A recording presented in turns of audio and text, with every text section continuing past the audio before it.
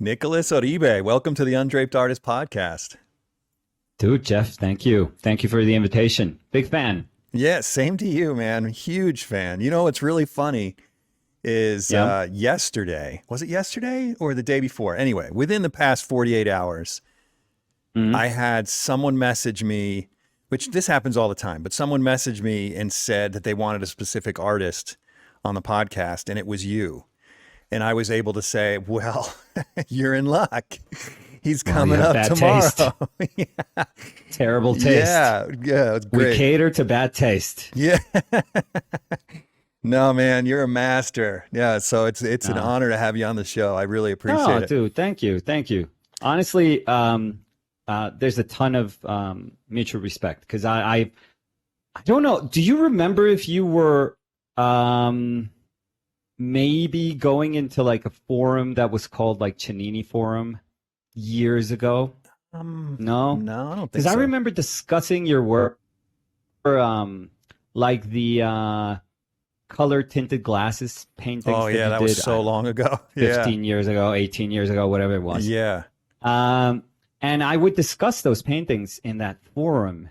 It was very geeky, but I mean, it was what we had back, I don't know, 18 years ago, 15 years ago. Yeah. For discussing, dumb technical questions about painting. No kidding. And I always thought, I don't know why I misremembered, but I always thought that you either were just lurking or maybe it was just that I was showing, because I remember I was a big fan, so I was showing a bunch of your paintings around. And no, I've never even heard of it. Maybe I was just trying to will you into existence in the forum. Yeah. Well, it didn't happen. I just stopped doing those paintings altogether. Oh, they were really nice. I loved it.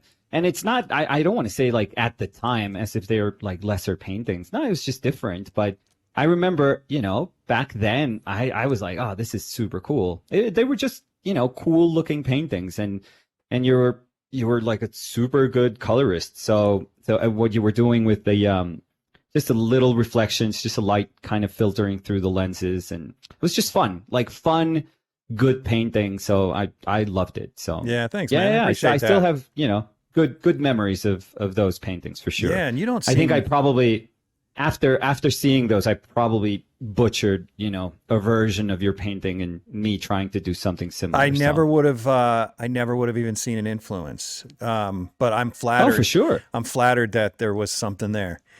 Yeah, it's funny because I never would have thought you were old enough to even be looking at paintings then. I would have thought you were in diapers at that point. Dude, we are like probably the same age. I don't know what you're talking about. When were you born? For sure.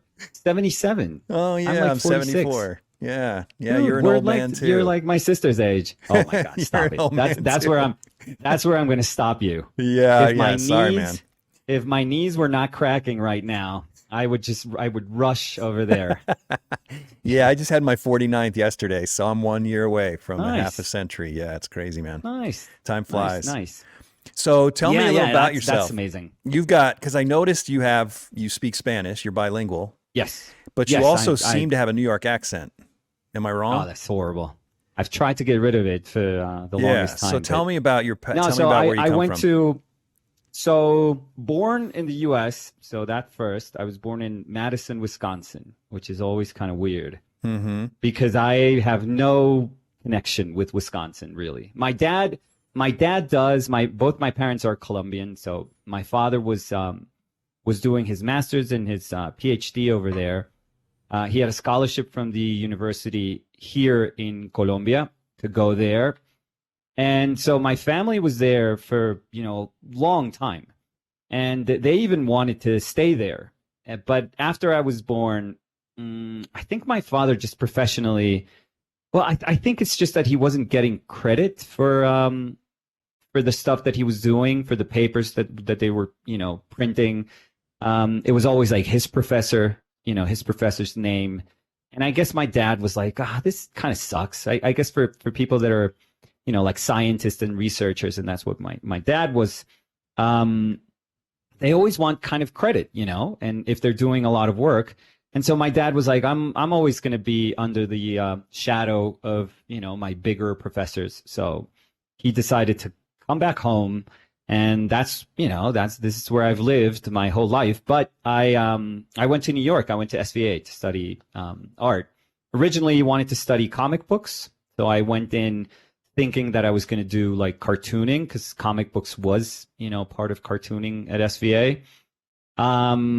I realized I wasn't good at comic books. I could, I only wanted to do like splash pages, like just one page stories. I had no idea how to like do visual storytelling. And I, when comparing myself to like super talented people that I met in my first year that were clearly, really, really good at comic books, I was like, yeah, that's not me. I still love illustrating. I still love the medium, but I don't have it in me. I don't know how to do this well enough. And I changed majors. I went into illustration, and that's where I saw Steve Assel paint for the very first time. Yeah, I'm a huge fan. I just like, yeah. I just blindly pick a class. I wish I could say that, back then this would have been 96.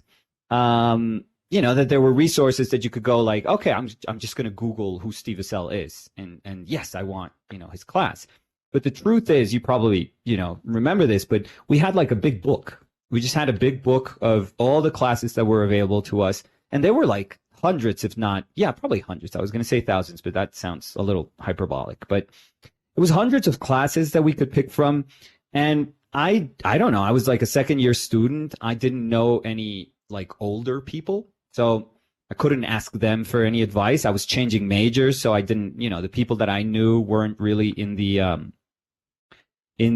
illustration major. So I had no way of knowing who was a cool teacher or what the class was about.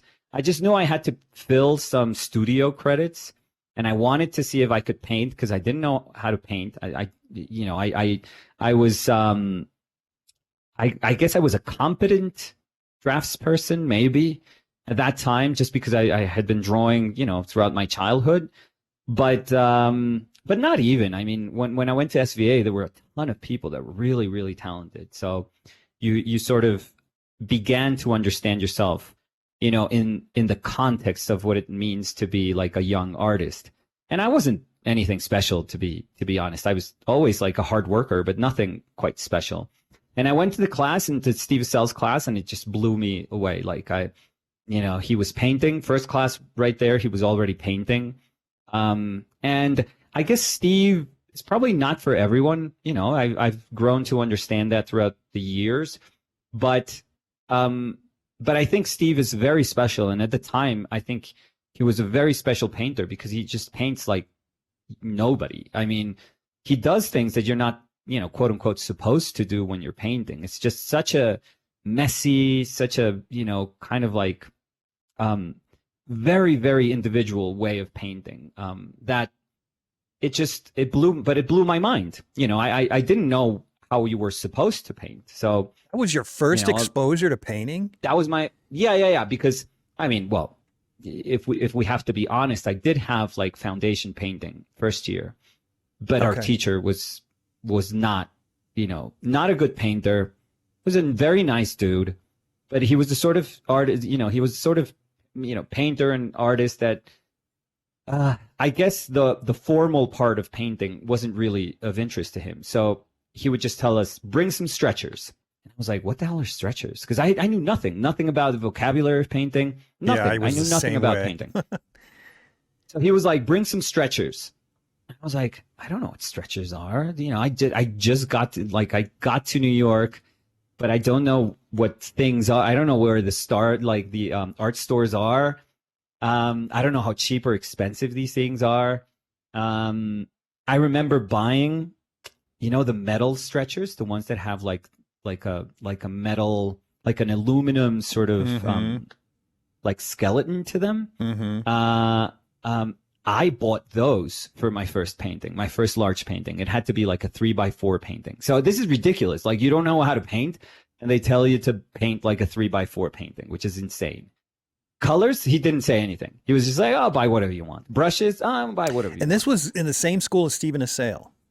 Yeah, this is SVA. That's some This is serious SVA foundation year. serious Yeah. contrast in quality. I would say it's you know, he was a popular New York artist, and I guess that carried weight. But they just weren't. I don't think they looked into what was going on in the classes, to be completely honest with you. Like, I realized looking back and having, you know, been a teacher for university, you know, I don't think the administrative part of SVA was very conscious of teachers like having objectives and fulfilling them, or you know, dynamics of the class. Or no, he did exercises. I guess we were doing exercises and we were painting in spite of not knowing anything about painting. But I you know, at that first year, I could tell you that I was very frustrated because I had no clue what I was doing. Absolutely no clue. No Was he a clue. representational artist? Well, I mean, was he teaching? No. Oh, so No, it was no. just like express More yourself like an on abstract the canvas. expressionist. Yeah, a little bit. I mean, the exercises that he would do would have, like, you know, sort of specific guidelines, but in essence, people would interpret them as, you know, however, you know, crazily and vaguely as you wanted, and that was fine. But it was not. We didn't do representation. We didn't do no. It was up to us if we wanted to paint something in, you know, a naturalist manner. That was us. But he wasn't interested. He wasn't interested at all. I remember him. I have this memory of this other dude, and he was part of the cartooning major. He wanted to do like fantasy painting, you know, like old school fantasy painting. And Toby was our teacher, was like, I don't know much about that. And he was like, oh, and he showed him some Frazetta paintings. And Toby was like, oh, well, that's, you know, that's kind of easy painting. You know, that's not complicated painting. It's not complex painting. It's you could do that like in school. And I was like, oh, that's not what I wanted to hear. I remember that being like a moment that stuck in my brain. Like, I mean, I didn't idolize Frazetta, but Frazetta was really big for me as like this young, you know, person that wanted to be kind of taken to other worlds with painting, you know, transported with painting. I remember my older brother had like a Frazetta book, and I've always said that was like porn for, you know, artists, for young artists. Just, you know, Frazetta paintings were just sort of forgiven, I'm sorry, forbidden. And, you know, I would look at these books and I was like, oh, this is amazing. So when I finally encounter like a professional artist that has like, you know, an academic sort of role, and him saying like, well, that's like not much of a painter. Did you buy it? What? What he said. Did you believe what he said, or were you kind of rebellious and like, hurt. No, you don't know what you're talking about? I was hurt by it, but I don't think I was a confrontational type of artist, but I was stubborn. I would always just say like, no, I'm not going to, you know, start arguing with you why Frazetta, you know, in many ways can be a bigger artist than you'll ever understand. But I was like, no, I'm just going to do. I always figured I'm going to still do my own thing, but what I'm not going to count with is with the support of my teacher. Well, what I mean though is, you know, college age, many college age kids, and I was probably one of them. You're so impressionable. So, you know, you could go into a college and have this dream to be a realist and come out an absolute modernist because of all your teachers saying that realism is an illegitimate form of art. So that's my question is, did he change? Well, clearly he didn't, because you're doing representational art, but at least at the time, did he sort of burst your bubble and change your outlook on art?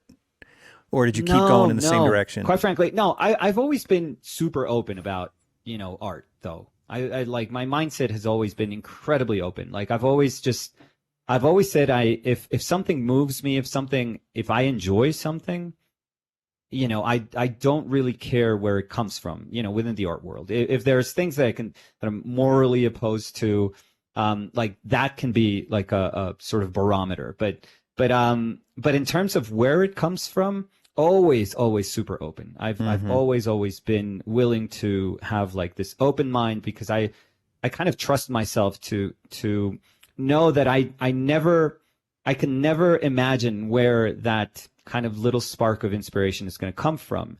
So I'm always just seeking wherever, like I rummage, around, just try to find things. So in that sense, I was like I said, perhaps a little heartbroken that you weren't, like, I wasn't going to be able to find like this kind of kindred, spirit in my teacher. But not to the point where that would just, kind of crush my dreams of doing what I wanted to do. And Okay. I guess that was the other thing. Like, I had an idea of what I wanted to do, but I'm not sure it was like this crystal clear vision of what, sort of artist I wanted to be. Because, if you think about it, a year before that, I wanted to be a comic book artist, and that came kind of crushing, down, because I realized that just wasn't good enough.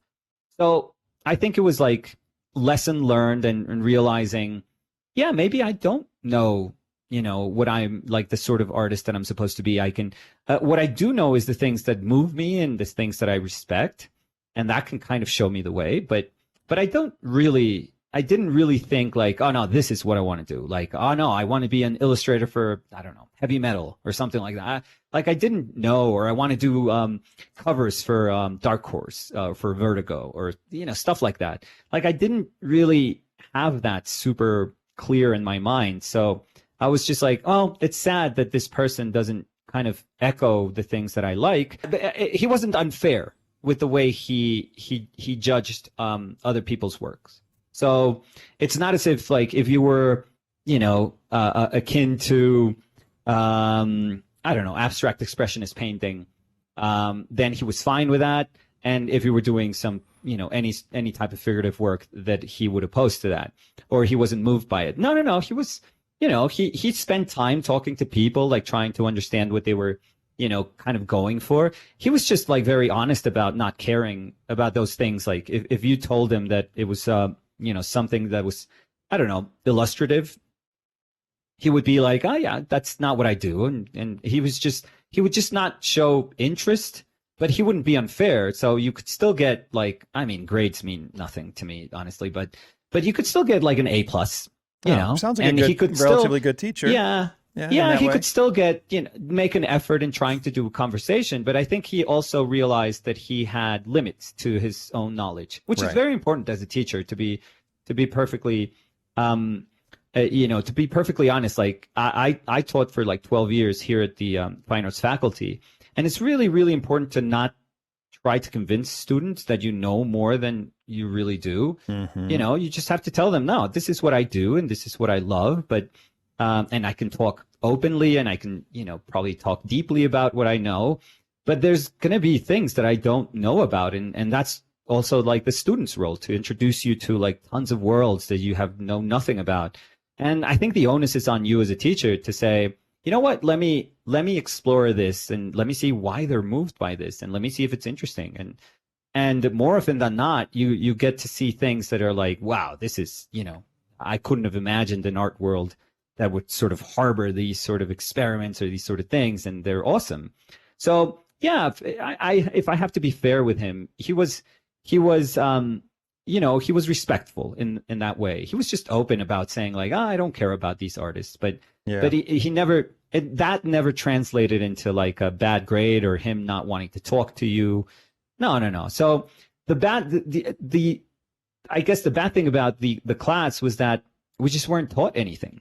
We Right. were taught about how to converse about painting, I guess, but technically we didn't know anything. I could tell you that after a year in foundation painting, I couldn't understand myself as a painter. I when I started with Steve Assel, I felt I was starting from zeros. Like, I can't even it was, imagine watching Stephen Assale as yeah, your first and realist painter. yeah. I probably would have thrown away my brushes. Well, I was close. I mean, I tried. I often tell this story, but it was a class that was full. It was packed, so it was like 30 some odd people, painting. We usually had two models in our studio class, and and everyone was painting. Everyone seemed to know what they were doing, and I felt like an idiot. So I remember sitting down. I had no idea how to put the colors in my palette. Like I was just looking around at other people and how, the order in which they And they put let them. you And register for a class with him, and you don't even know that yeah, yeah, stuff, yeah. Because I guess the prerequisite was foundation painting. So where you learn you nothing. were fine. They were like, yeah, sure. He's seen painting for a Oh my year. I'm gosh. sure he's got something down. Yeah, no, no, no. We were, I so much so that when Steve walked around and he saw me paint, he was like, no, no, you're not painting this semester. I was like, what? Because I tell this story, but I was Yeah, he like, did you a I was favor, probably probably. like $1,000 in, buying all his colors and brushes and buying like masonite panels and gesso and all this stuff that you would get like a material list that was ridiculous for his class. And I remember, not having money for those things and him saying like, no, you're not painting this semester. And he would always say something that I still, I repeated and I still hold it to be true. But he was like, no, before I teach you how to paint, I have to teach you how to see, so, and it sounds kind of hokey, but not really. I mean, Not it really. is essentially that's what painting is. Because the formal part of painting, honestly, it's like, and I'm not saying it because because I see myself as this painter that, has sort of surfaced. No, but I think it's very simple. So much so that painting is the fundamentals of painting haven't changed at all. Like they're just variations of fundamentals, but they're very few and they're very basic. It's just that it takes a lifetime to really, really kind of, comprehend them and put them to good use. But it's very simple. You could teach, like, I trust myself so much as a teacher that I could tell you, like, no, I could teach other people to paint. Like, I don't think that that's difficult. I really don't think that that's difficult. But teaching people how to see is a whole other, monster. And so it was just that semester I trusted him. I always told people, like, if you're gonna believe in your teacher, believe in your teacher. Like, believe blindly in your teachers and trust them. And I had to literally believe blindly in Steve because I knew nothing about him as a person, but nothing. But I don't know. Watching him paint blew me away to such degree that I was like, oh yes, I need to be here. Like, this is what I'm going to be for the rest of my life. So if he tells me don't paint, I did have that moment where I felt, you're the odd one out. You're the stupid one in class. Everyone comes in, has their brushes, their panels. Everyone's, models look great. Everyone's doing an amazing job. And here I was just like kind of looming in the back with like newsprint and Vine charcoal and lifting my lights with like a kneaded eraser. So I was going to ask what he had you do. Well, okay. Yeah, so let me ask you a question. For the whole semester. So for those people who have never seen Stephen Assail paint, could you describe what that first day was like watching him paint? I mean, how he did it, how you responded to it. Yeah. So if you have no kind of notion of Steve, this is probably, I don't know. I'll try to, explain it through words, even though watching him paint is probably the easiest way to really see how strange he is, in what is the realm of like, figurative painters. Usually what painters do is they set up a palette and you could like pre-mix like strings of color if you do pre-mixing, but it's a very organized palette. And usually, there's a sense to a palette. Like now that I'm older, I understand that all these things, there's a reason for these things. There's like character to a palette, and there's like, intent to a palette. So it's not just that you squeeze colors in your wooden palette and then you just, haphazardly mix them and grab. No. Like the palette is like probably one of, or if not our most important tool as painters. So for me now, palette is like the sacred space. The notion of palettes for Steve doesn't exist. It doesn't exist. It's crazy.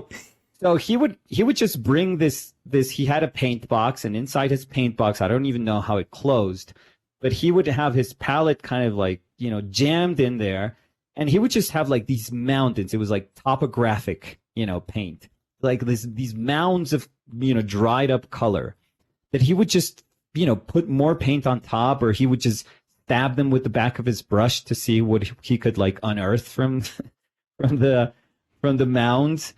But the weird thing is, like, the mixing that Steve doesn't quite happen in his palette. Like he could have like a large, I don't know how large his let's say 11 by 14, whatever, a palette that size. His mixing area in that palette would be about that big, because everything else was just like dried up mounds of color. So when you would see that, you would be like, okay, what's going on? Like, how are you mixing color? So what Steve does, which is just absurd, and I understand that most of us do that in a certain degree. We mix, in our painting, and we mix into our painting, but not to the degree in which he does it. Like all of his mixing is just like this, kind of nervous mixing and flicking of paint, because he also uses these, fan brushes, and he actually has these oversized fan brushes like built for him, like made exclusively for him, because he would just like use them to shovel paint and then put it on his substrate, on his surface, and then just like kind slap of move it and around. hit it and and then feed into it color. He would just feed little dabs into it and move it and move it and move it. So yeah, when I saw him paint, I was like, I guess that's how he paints. That's why I asked. You must have just been like, you must have just been overwhelmed. It's horrible. Yeah, it was horrendous.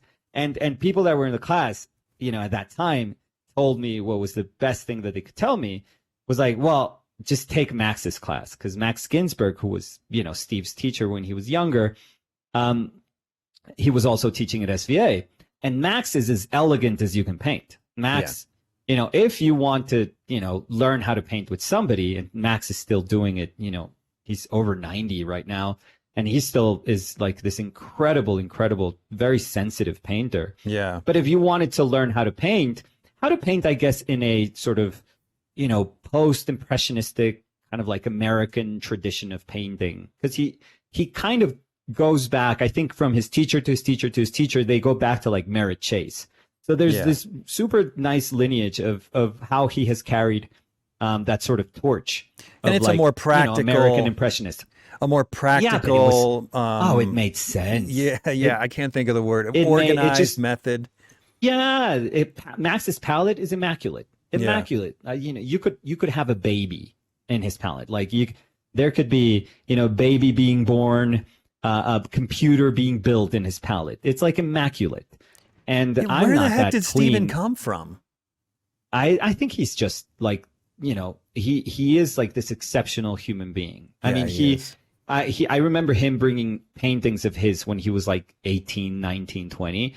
And also, if we had this amazing kind of blessing that we could talk to Max about him, because Max remembered him when he was, Max taught him when he was still in high school, and he was going to this program that had, an arts program.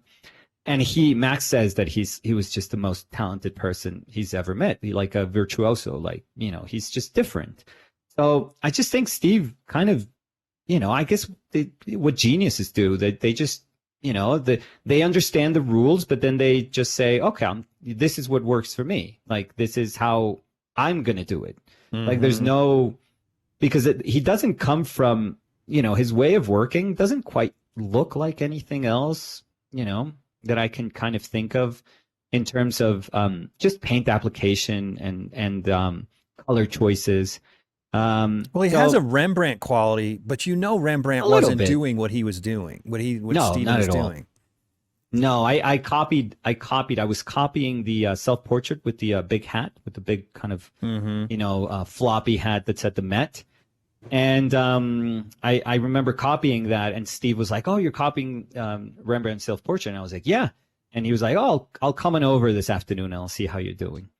And this was later. This was me probably third, fourth year. So I had now an idea of how to paint, and so I was probably senior year.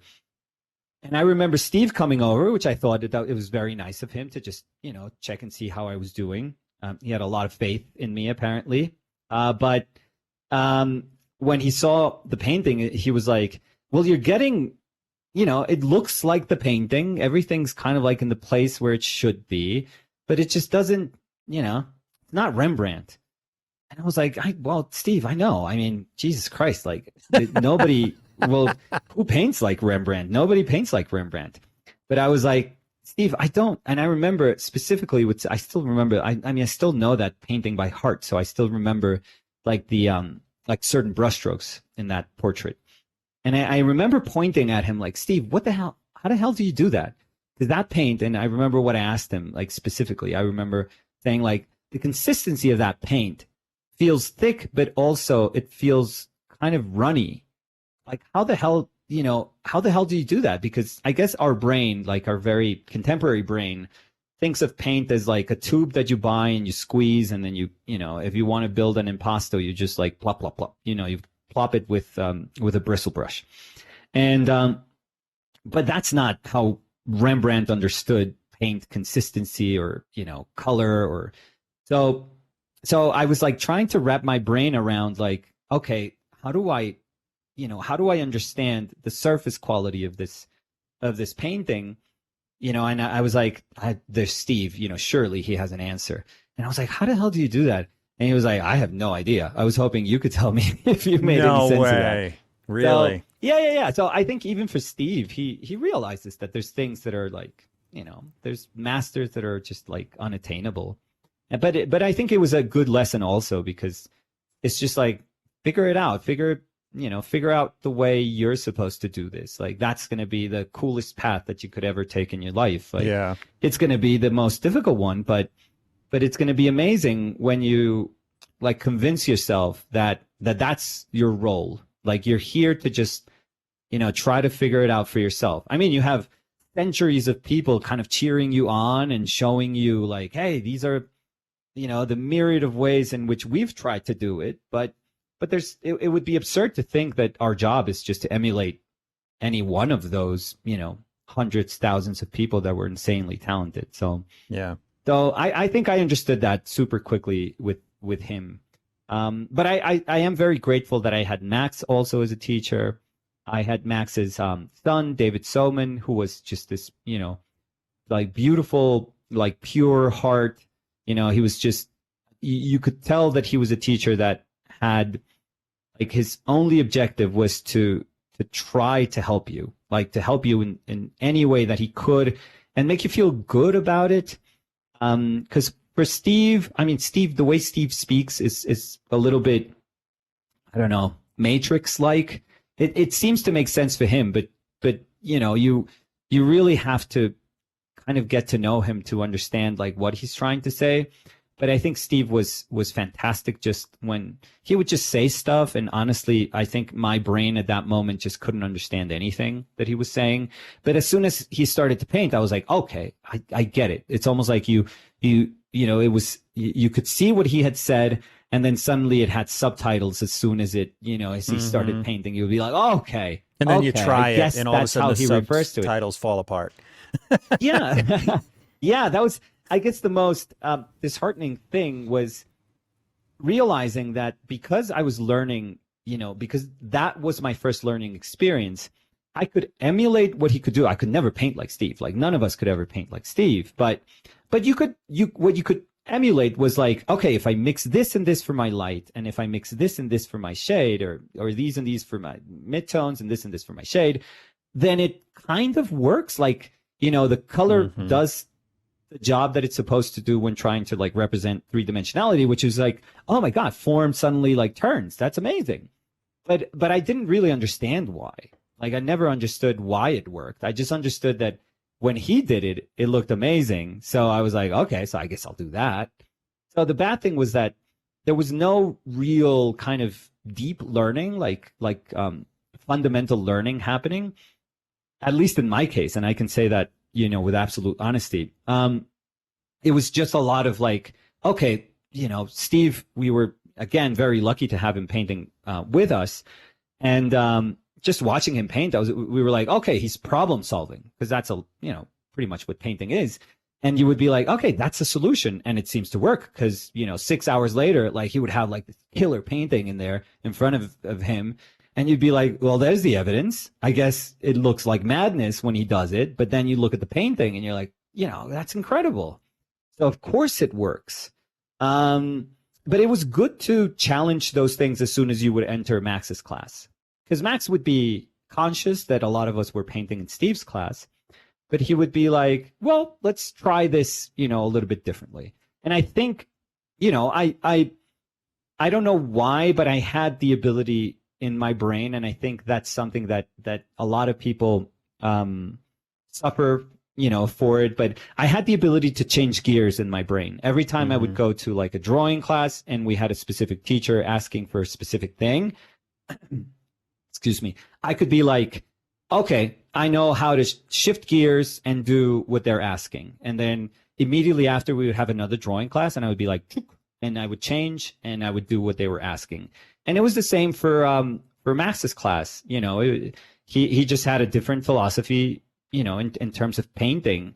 And it was very beautiful to just, have, I mean, they weren't two ends of the spectrum at all, but it was very plain to see that these were two incredible painters, but that believed in very different things when painting. I mean, obviously they met in the middle in many places, but they really, had different philosophies to paint. And it was, that's great because that was like the first encounter with what the paint world is. It's just different, talented people that, yeah, sure, like paint, our love for painting is what binds us, but we go about it in very, very many different ways. So that was good. I thought that was like an excellent thing for me to go through. Not easy, not at all. Like what you were describing with Steve, I think it's the equivalent of like, oh, I don't know how to swim. And there's like this open lake that's almost like freezing water and they just push you. And it's like, yeah, just, I don't know. To me, it would seem drown. like being pushed into the middle of the ocean in a hurricane. I mean, it's just Sharknado. and like, go ahead and swim. Yeah. Yeah. He came to my studio. We had him here to do a workshop. And I felt like I had to put sheets over all the furniture because, and we had to wear bibs because he'd clean his brush right there on your leg if you were too close to him. Yeah. And he's throwing paint all over the place and cleaning brushes on furniture and everything's, it's chaos, complete chaos. And then next thing you know, there's this face so unbelievably three-dimensional and lifelike that it's like it could walk right off the canvas.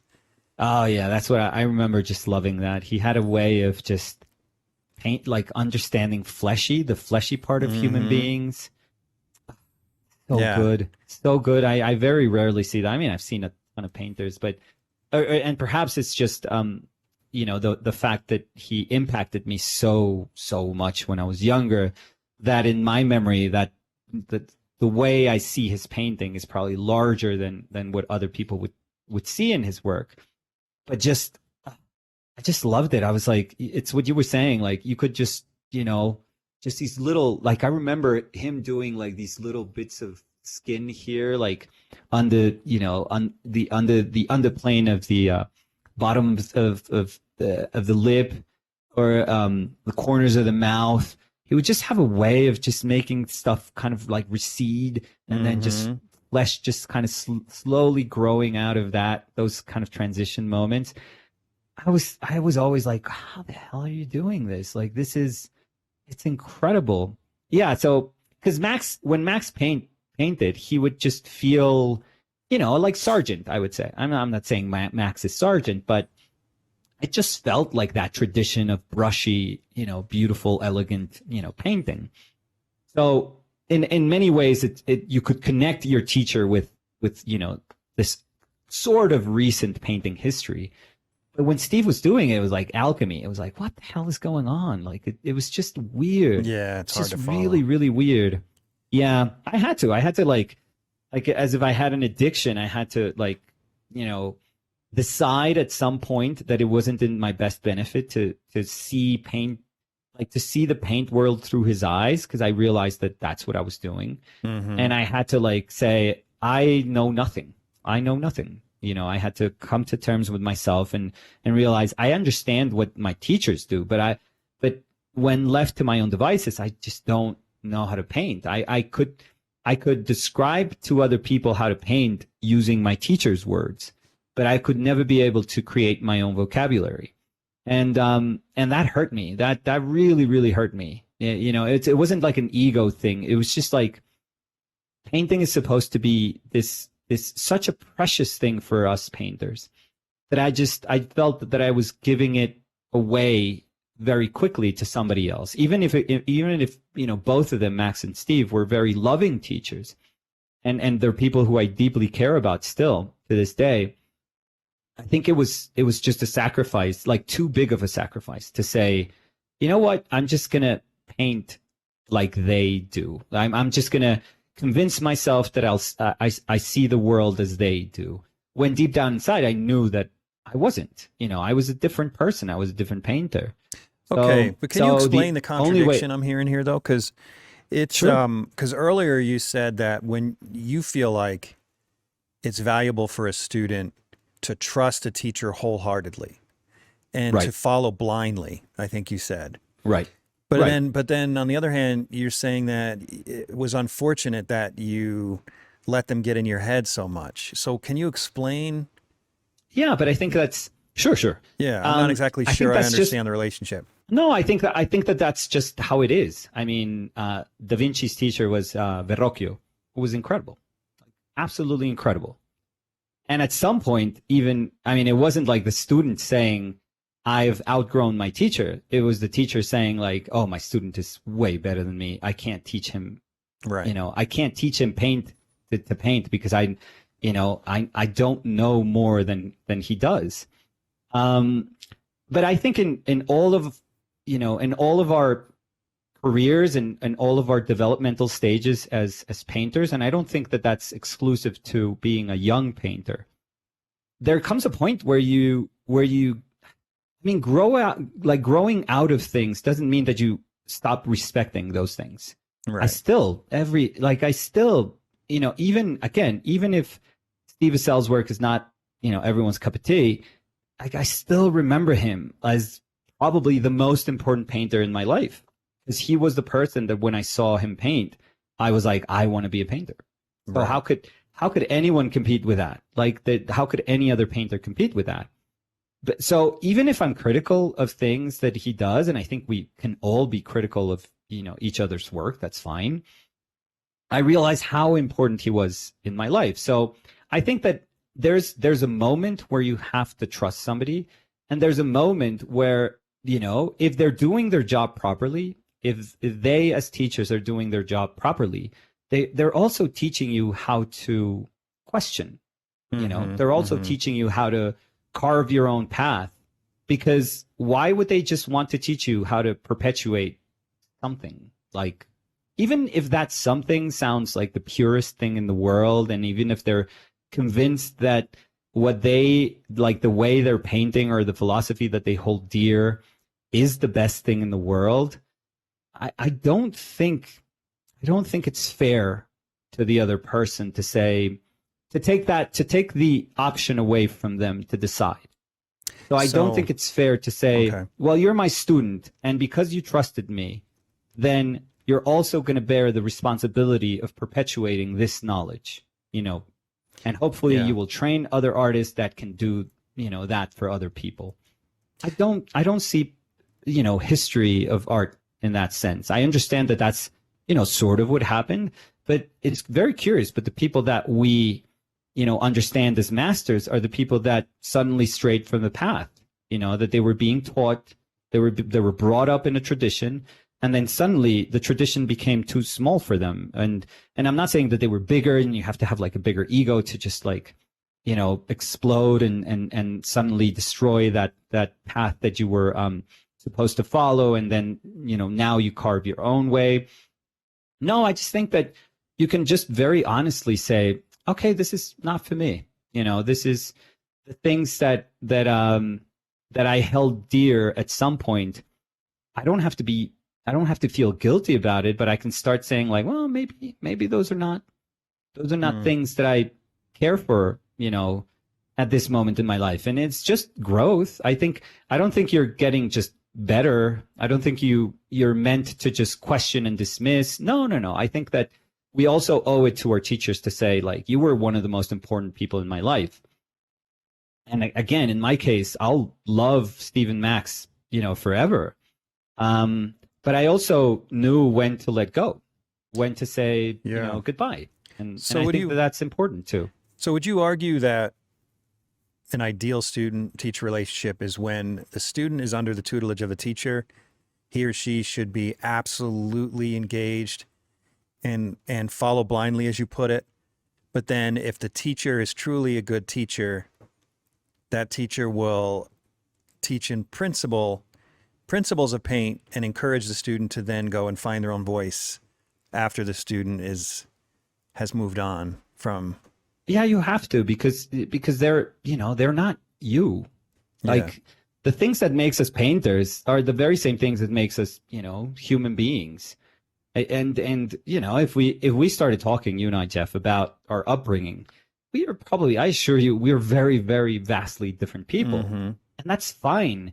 But we would also have to acknowledge that in some way that has to, sort of peek its head in our painting. That will show up in some way in our painting. Like, it is impossible to just think of ourselves as like these deeply particular human beings, but that because we are put into like this very, let's call it like a rigid or disciplined way of understanding painting in this case, that suddenly that's gonna, sort of kind of level everyone and say, like, now you're all equals. Now you're all the same person. Pretty much. No, I don't think that's possible. So I do think that it's a teacher's responsibility to say, no, this is a different human being. This is like, they have different like histories and stories to tell. The things that prompt me to paint, for example, in Steve's case, he would go out to these like weird ass, like, bars and he would love these scenes where people like would like dress up in full costume, and he would just go to these bars and like start sketching people, like the weirdest people. But if you know Steve, you're like, yeah, dude, that's not your scene. Like, that you're clearly not a dude for that kind of place. But he just loved it. He really, I mean, he didn't look it, but he was like, no, I am fascinated by this. And he would just go to those places and, be friends with a bunch of these people that, ultimately became his models. And that would be awesome. But if you would tell me, like, okay, that has to excite you. Like, no, hell no. I'm not interested in doing that. Like, that's not my scene. Like, that wasn't something that I felt, at all interested in. So, that's where you realize, like, there's little things that start to show you that, yeah, you don't have to follow your teacher's path to understand them as teachers and as very, very valuable teachers.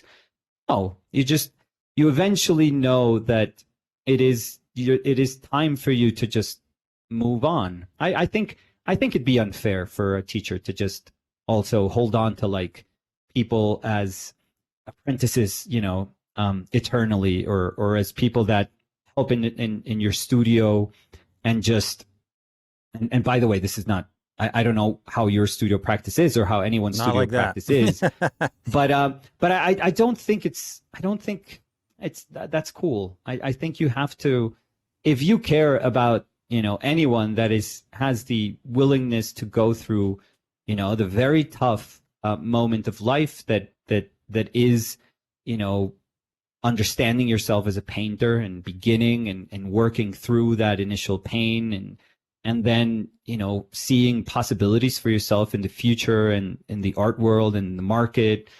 If you know how difficult that is, you have to just care for them, but then just, it's almost as if you have a kid, like my son and daughter, like at some point they're going to go and do whatever they want to do, whatever the hell they want to do.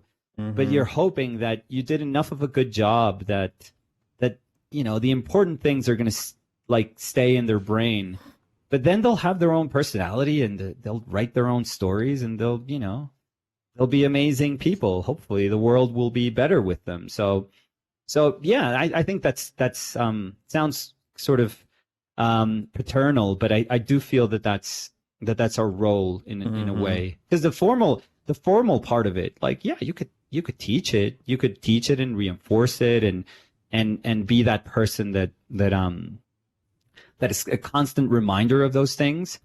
But even in it would be unfair even in, like, let's say if a student comes to you or if somebody who's been, working under your tutelage for years and they say, wow, I saw this thing, this show, or I went to this museum and I saw this artist and, it punched me in the gut. And then, I left the museum crying. For example, I saw like a couple of years ago, a Sickert show, a Walter Sickert show. And I was like, oh my God, this is amazing. It's like absolutely amazing. And could you imagine, like, if I was like, trying to convey to somebody else how, relevant for my life this show was, and that they were like, no, come on, what are you talking about? We don't like this artist. We don't care for this artist. Like, that's not what we paint. Like, that's not why we paint. That's not what our painting is about. Like, that's not. That's I don't think that's cool. So yeah. So I think that there's just a moment where you just say goodbye. It's a very loving goodbye, but you say goodbye and you move forward, whatever that means. It doesn't mean that you're going to be better than your teacher. I actually feel that in my case, I don't. I'll never have the ability that Steve or Max, they have. I'll never. Like, I don't think I see myself as somebody who will, for example, work at Forum Gallery. I don't think I'm, and especially not now in the path that I'm, walking down right now. But, I don't see myself as part of like the bigger gallery and, bigger price tags and stuff like that. So I don't see you in Forum either, but it has nothing to do with quality. It's just a difference in taste. Yeah. Right. But when I was younger, that's what I thought validated these artists. Like, because I would go to Forum and they had like Nelson Shanks and Nerdrum and Steve. So, it was like, oh my God, there's like great painting here. So I guess great painting is like the meaning of great painting also encompasses a place like this and prices like this and, markets like this and, buyers that understand that, these paintings are worth this much. So that's how you would think when you were younger. Yeah. But I think I'm on a different path right now. But in terms of ability, like the fact that I say I'm going to move on doesn't mean that I'm going to be better than them. No, I actually think that technically they still do things I can't do. Like I'm technically incapable of doing. So, but the cool thing is getting to a point where you're fine with that, where you realize, yeah, it's not about that.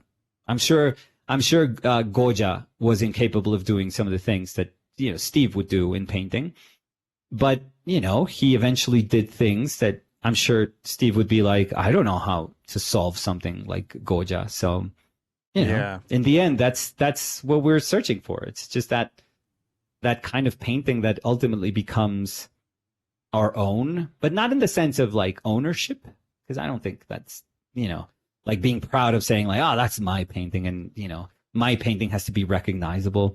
No, I think that's kind of garbage too, but our own in the sense that, you have, you can be honest about yourself in your painting. Like when you look at your painting, there's a sense of like peace. I don't know how else to describe it. Like peace of mind when you look at your work and you're like, I think I'm the only person who could have painted this. Like, when I see some paintings of my son and daughter, like and I've often explained it this way, but it's the easiest way that I can think of how to explain it. Like there was a moment I remember, and this is fairly recent, so maybe like 10 years ago, that I would see my daughter and I would be like, I would then see like a Jeremy Lipkin painting, and he's a tremendous painter. Yes, he is. And I would be like, love for Jeremy to paint my daughter, because I would love to see how he sees my daughter through his, through his practice. Like, and And, you know, I still think that it would be awesome to see, you know, a bunch of talented people painting me or my son and daughter. That'd be awesome. Like, I love that. But when I was thinking that, I was also thinking, I'm just not good enough to paint my son and daughter. You know, I'm just not good. And at some point that changed. At some point I was like, what am I doing? Like, this is ridiculous. This is insane for me to think that the fact that I know their lives, that that I'm there every day, every morning, every night, and that I know what they like, and I know what hurts them, what aches them, what I know how to make them smile. I was like, it's absurd to think that holds no value if I'm painting. Like that the closeness that I have with them, the understanding of their lives means nothing. That the only thing that means something is just the ability to make like a nice kind of pretty painting. And so I was like, no, F this. Like, I have to try. I have to see myself as a person that is capable of channeling those things through whatever ability I have. Lesser ability than Jeremy, for sure. Like, you're far too humble, man. No, dude, but when I look at Jeremy's work, I'm like, yeah, dude. It's just different.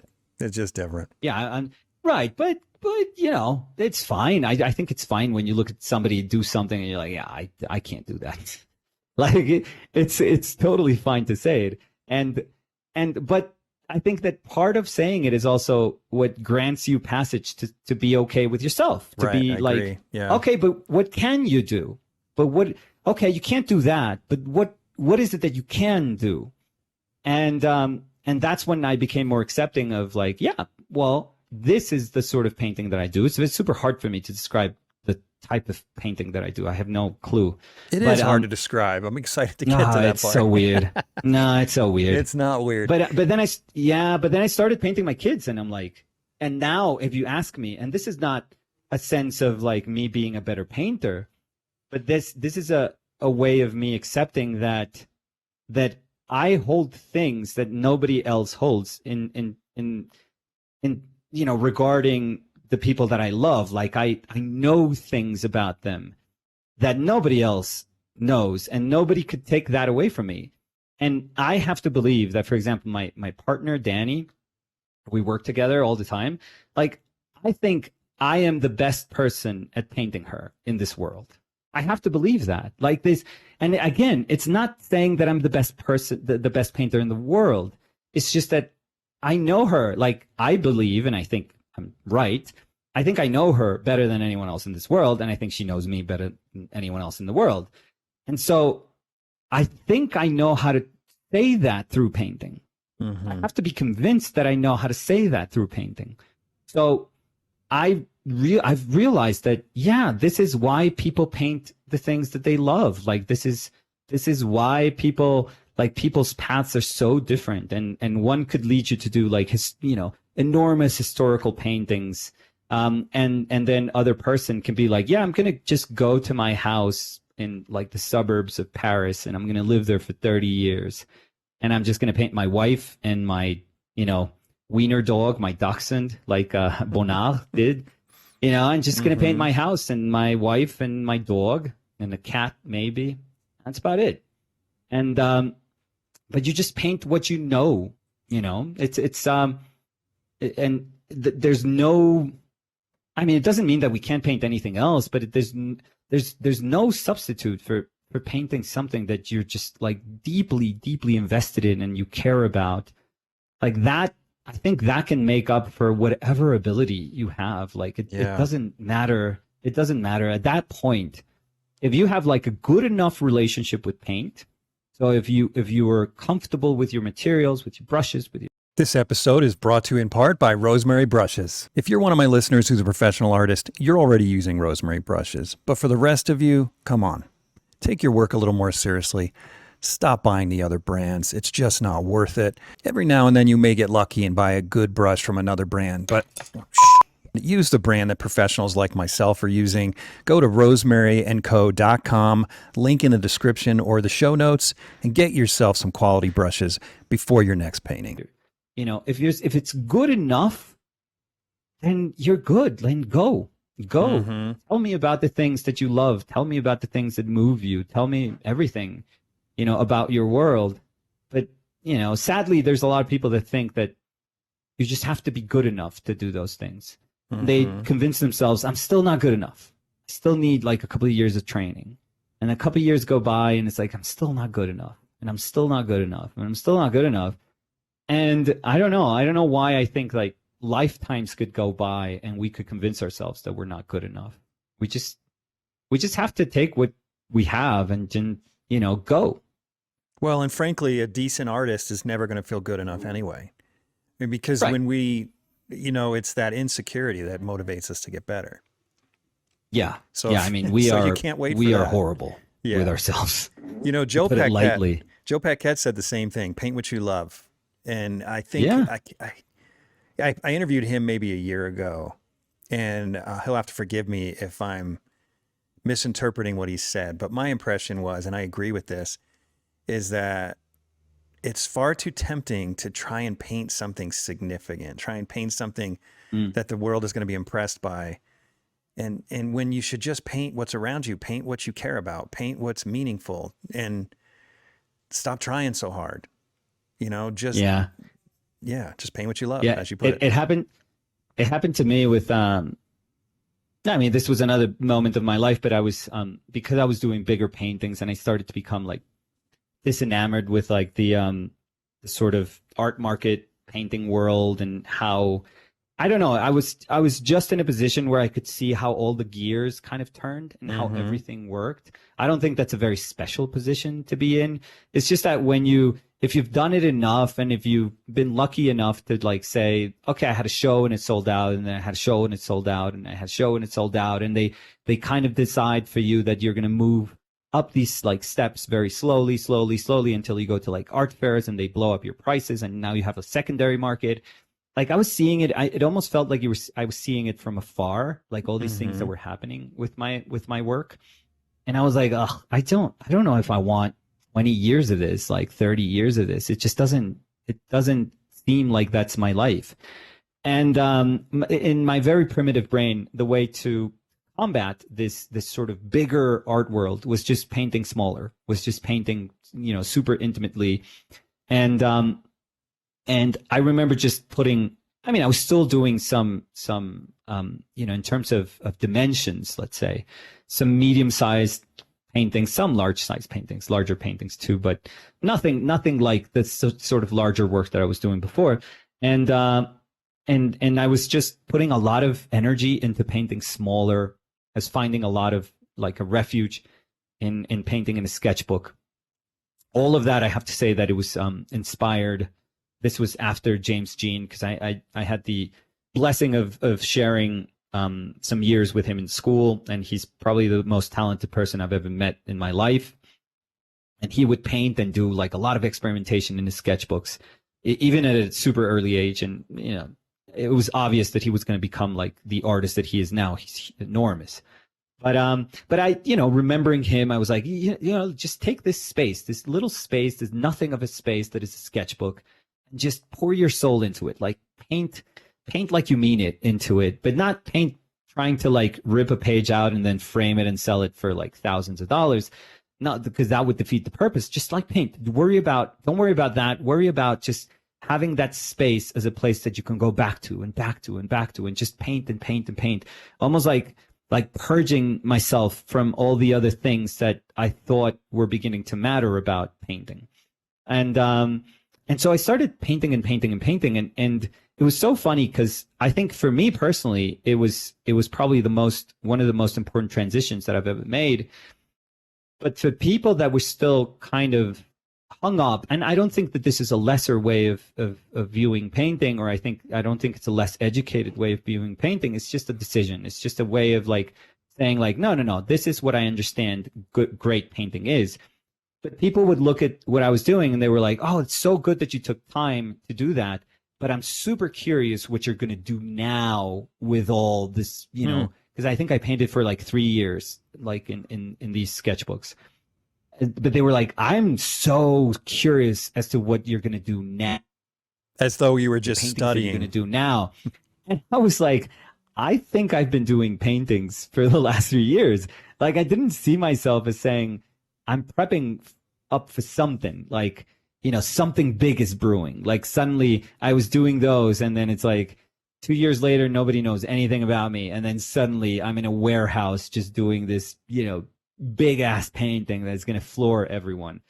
I never thought that was like that. What I was doing was just like a stepping stone to guide me to like finally like this bigger kind of definition of painting. No, what happened was like super curious. It was just that I began to understand that these paintings were as much painting as whatever I had done before. Like, fine, they didn't have the same dimensions, and some of the more complex paintings, I remember probably the one that I spent the most in terms of time was like 8 months, something like that. It was a sketchbook very drawing? large painting. No, large very paintings. large painting. Okay. Yeah. But in my brain, I was like, this painting that took me, a day to do, is as much of a painting as that thing that I painted, a couple of years ago that took me 8 months. Like in my brain, it was just a painting. Like a painting is a painting is a painting. And I know people would be like, no, well, this is more nuanced than this. Like, of course, yes, they're paintings, but they're not. That's why we, denominate them differently. That's why we say it's a sketch or it's a prep study or it's a study. And I was like, no, I don't know. I don't think so. Like there's something in my brain, and it was just, I wasn't being just defensive of what I was doing. It was just like, there's something changed in my brain that was like, no, I think it's painting. I really do think it's the same painting. And I was very happy to like, I mean, this is not in no way confirms what I feel or how I feel about things, but I was teaching in Liverpool, but I took a few days after the workshop to go to London. And I was at the National Gallery, and they have like a bunch of paintings that I adore, at the National Gallery. And I was looking at Hendrik bathing in the river, the Rembrandt painting, and that's my favorite Rembrandt painting, like of all the paintings. And I've been lucky enough to see, to go to the Rijksmuseum to see, Night Watch and to see like other bigger paintings, throughout the world.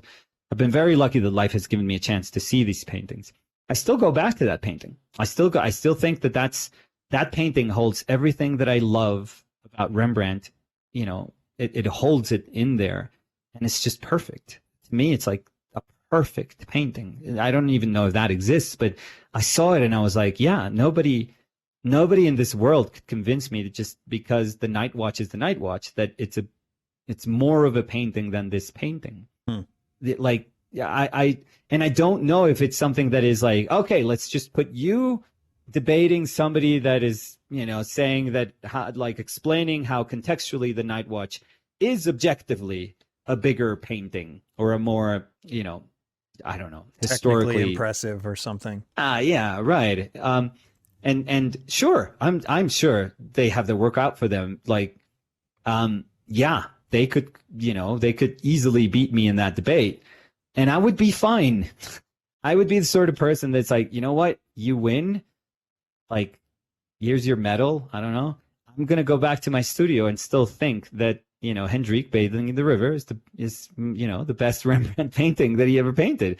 I don't care. Like, it's not about being rational about this. Of course not. Like, it's not who did the bigger painting and if that held more value because it's probably a far more expensive painting, then suddenly it just that those variables equate to just a more important, more relevant painting in terms of history. No, I just feel that that's when those things happen, like when you are in front of something that almost like goes against, I mean, it doesn't have to be like a contrarian, but you don't have to be contrarian, but you almost have a feeling that it's wrong that you're liking this so much, like that you shouldn't, you feel kind of guilty about it. Cause I was like, I remember there was a moment that a couple of years ago that they were fixing some of the gallery rooms in the National Gallery in London. And so they had moved a bunch of like paintings to the basement. And the Rembrandt, the Hendrik bathing in the river, was right next to another painting that I love, the Samson and Delilah painting of Rubens, which is amazing. The humongous back of Rubens. I was like, oh, this painting is just so good. And I was like, why do they have them right next to each other? Like, I can't deal with so much like amazing paint, you know, in one little space. But they were very close to each other. And I started noticing that I would just constantly go back to the Rembrandt and to that, you know, painting, because they also had like a couple of portraits, but I would constantly go back to that Hendrik painting, and I would feel bad about not, you know, it's almost like you have two kids and you go like, no, I now have to, if I spent 10 minutes on this one, I have to go up to the Rubens and spend 10 minutes because that's an incredible painting. And I didn't. I was like, no, I think I'm okay with this. I'm okay with thinking that this is my painting. Like there's something there. Like I really think that it's our job after that to say like, why the hell did I feel, you know, so like such harsh feelings about this painting, like such strong feelings? Like, what is that telling me about myself? I think the homework that you do afterwards, it's to say like, okay, why? Figure out why. Figure out, you have to answer why. You can't just be like, yeah, this painting is incredible, and then think, okay, I'm done with that. Like, I'm just going to say it's incredible and that's all good. You have to answer to yourself. You don't have to answer it like as if it was a test, and you don't have to convince anyone about anything. It's not as if like, if I do my job well in conveying why I think it's an incredible painting, then suddenly there's a mass following for that painting that didn't exist before. Like, that's absurd. But I do have to say, I do have to answer to myself, you know, and say, why are you being moved in this way? Like, what does that mean for you? How is that reorganizing what you thought, or how is that reshaping what your painting is going to be about? Like, how much incidence is you being that moved about this painting? And like, what's that going to do for your work? Yeah. Like, is that going to show up in your work in some way? How is it going to show up? It's, you know, that's part of everything, I guess. You know, this brings up a lot of thoughts for me. One is, you know, coincidentally, I just framed a bunch of small paintings, not of my own, but because one, I'm not rich, you know, and two, I have a house. It's a Victorian house that's got windows and not a lot of wall space. And it's only 2,000 square feet. It's not a huge house. So I only have a few spaces that would even accommodate large paintings. And we invested in large paintings early on. And so those spaces are gone already. So lately I've been just collecting paintings that are small from artists that I admire. And, but because framing is so expensive, it went years before I framed them. Yeah. I just bit the bullet and framed like 12 or 15 paintings recently. It was like Christmas. I mean, it hurt to pay for it, but it was like Christmas. Yeah. And then I hung them across this, all going up my stairs. And some of them are only like, I don't know, 4 by 6 inches. There's a few gouache paintings I got. Amazing.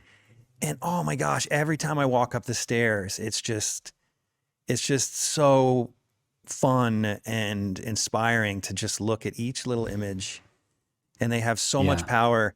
And what's crazy is I took down a big painting that used to be in that space and put it in the basement so that I could hang up all my little paintings. I wish I could find a place for the big one, but eventually, hopefully there'll be place for everything. But the point is, you're right, man. And I'm a painter who paints big. I mean, I'm working on a 11-footer right now and a 6-footer, but I love that you refer to them as 11-footer. That's how you know that you work in big paintings. That's an 11-footer.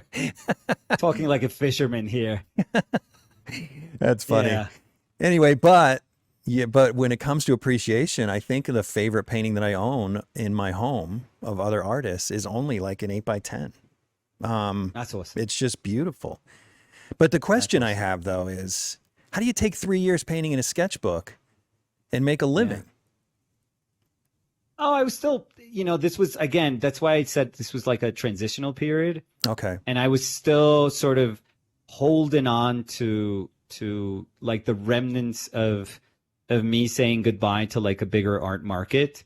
but it was so weird. It was like life kind of puts you, everything in life kind of, I don't believe in destiny or those weird things really, but I think, you know, in my more poetic days, I do believe that if you take the right path, it just seems like things fall into place. Like you start to realize that, and it's perhaps because you are creating this path, then you know, other things that are not, that shouldn't be in that path, they kind of start to fade away. But it was really weird because at that precise moment where I was, you know, wanting to make that transition, I stopped the relationship that I had with this person that was like an intermediary. You know, he was like the person that would pay me for work and then would resell the work to like the secondary market that would in fact like then resell the work for, you know, whoa, that's a lot of middlemen. So yeah. I was getting good money. Like I would never complain about how I was doing at that moment because I would ask for what I thought was fair for my paintings. So I don't think I was trying to take advantage of this person either, but I always thought, okay, what's fair for this painting? And if I thought like $5,000 was fair or $9,000 was fair, I would be like, yeah, this is how much it cost. And this person would be like, I mean, he wasn't an idiot either. If I was, you know, being like, if I gave him like a completely exaggerated, you know, amount, he would have been like, okay, settle down. Like, you know, yeah, sure, your work is worth that, you know, value, but not, I can't pay for it. No. We had an understanding of like these prices, this price range that was fair. I would always say that was fair. So I was doing well, but there came a point where I think sadly, a lot of relationships do suffer because of money. And he stopped, there was a moment where he stopped paying, you know, this person stopped paying. And I was like, I don't know why this thought started like burrowing in my brain. I was like, but I've done, which I never cared about that. But at some point I was like, okay, months have gone by. I haven't received this money, but he still came back like saying, okay, and we have like these other paintings. And I was like, why am I doing more paintings if I haven't gotten paid for these past paintings? Like, to me, that was ridiculous. And we had never encountered that, but I confronted, you know, the person and I was like, dude, this isn't, I mean, we've worked. And I think overall we worked together for like 7-8 years, something like that. And I was like, dude, we're good friends. Like this has never happened. But you have to know, like outside from this, I am a teacher, but there's no worse paying job than a teacher. So, you know, I mean, I could make a living, but I could make barely a living and not with 2 kids. I could tell you that. So I was like, dude, you know how much I make by being a teacher. And you know that I sort of depend on you. Like we've had an amazing agreement throughout the years that you would give me the money and I would give you good work. Like I would really feel kind of like the responsibility, not pressure, but the responsibility of saying like, you're being generous. I'm going to answer back to you, like to your generosity. And I'm not saying it's a handout, but I'm saying like, you know, it's a good relationship. You just understand how to be reciprocal. So, so the moment that stopped, I was just very disconcerting. I was like, what the hell's going on?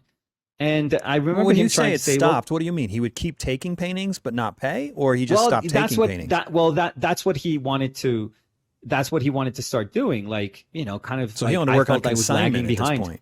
Right, exactly. So, and I was like, that doesn't work for me. Like, that's I can't do that. I'm not saying I was living painting to painting, but in many ways, I was reliant upon knowing that, okay, I have a couple of big paintings or I have this and that. I can count on, you know, these paintings that I'm doing. And when the rules sort of began to change, I was like, no. Well, not to mention and now you assume all the risk and he assumes none. So why is he getting paid? Yeah. And that coincided. I've told this story, but it's a painting. It's a large painting I did, but it's a painting that ended up in Basel in Miami. Wow. Congrats. And well, no, not congrats, because I got paid. I think I got paid like $9,000 for that. Like, you know, close.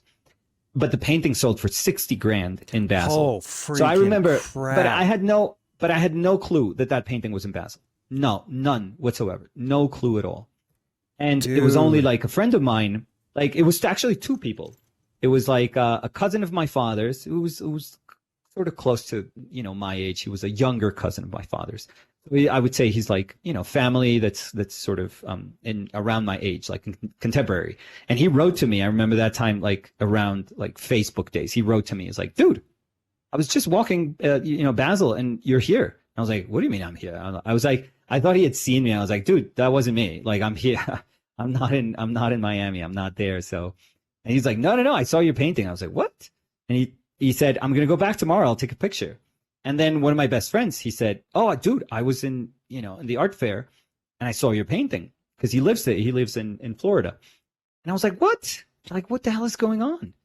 And it was my my father's cousin that he was like, dude, and, congrats on that price. Like, that's amazing. That's an amazing price point for you.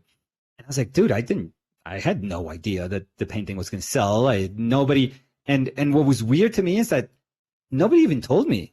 Like, the guy that I was working with, I was like, I remember I sort of confronted him and I was like, dude, why wouldn't you tell me that the painting is there and it's going to be sold? Like, I mean, I'd be interested in that too, because, it's sort of cool to say that you're in one of these bigger art fairs.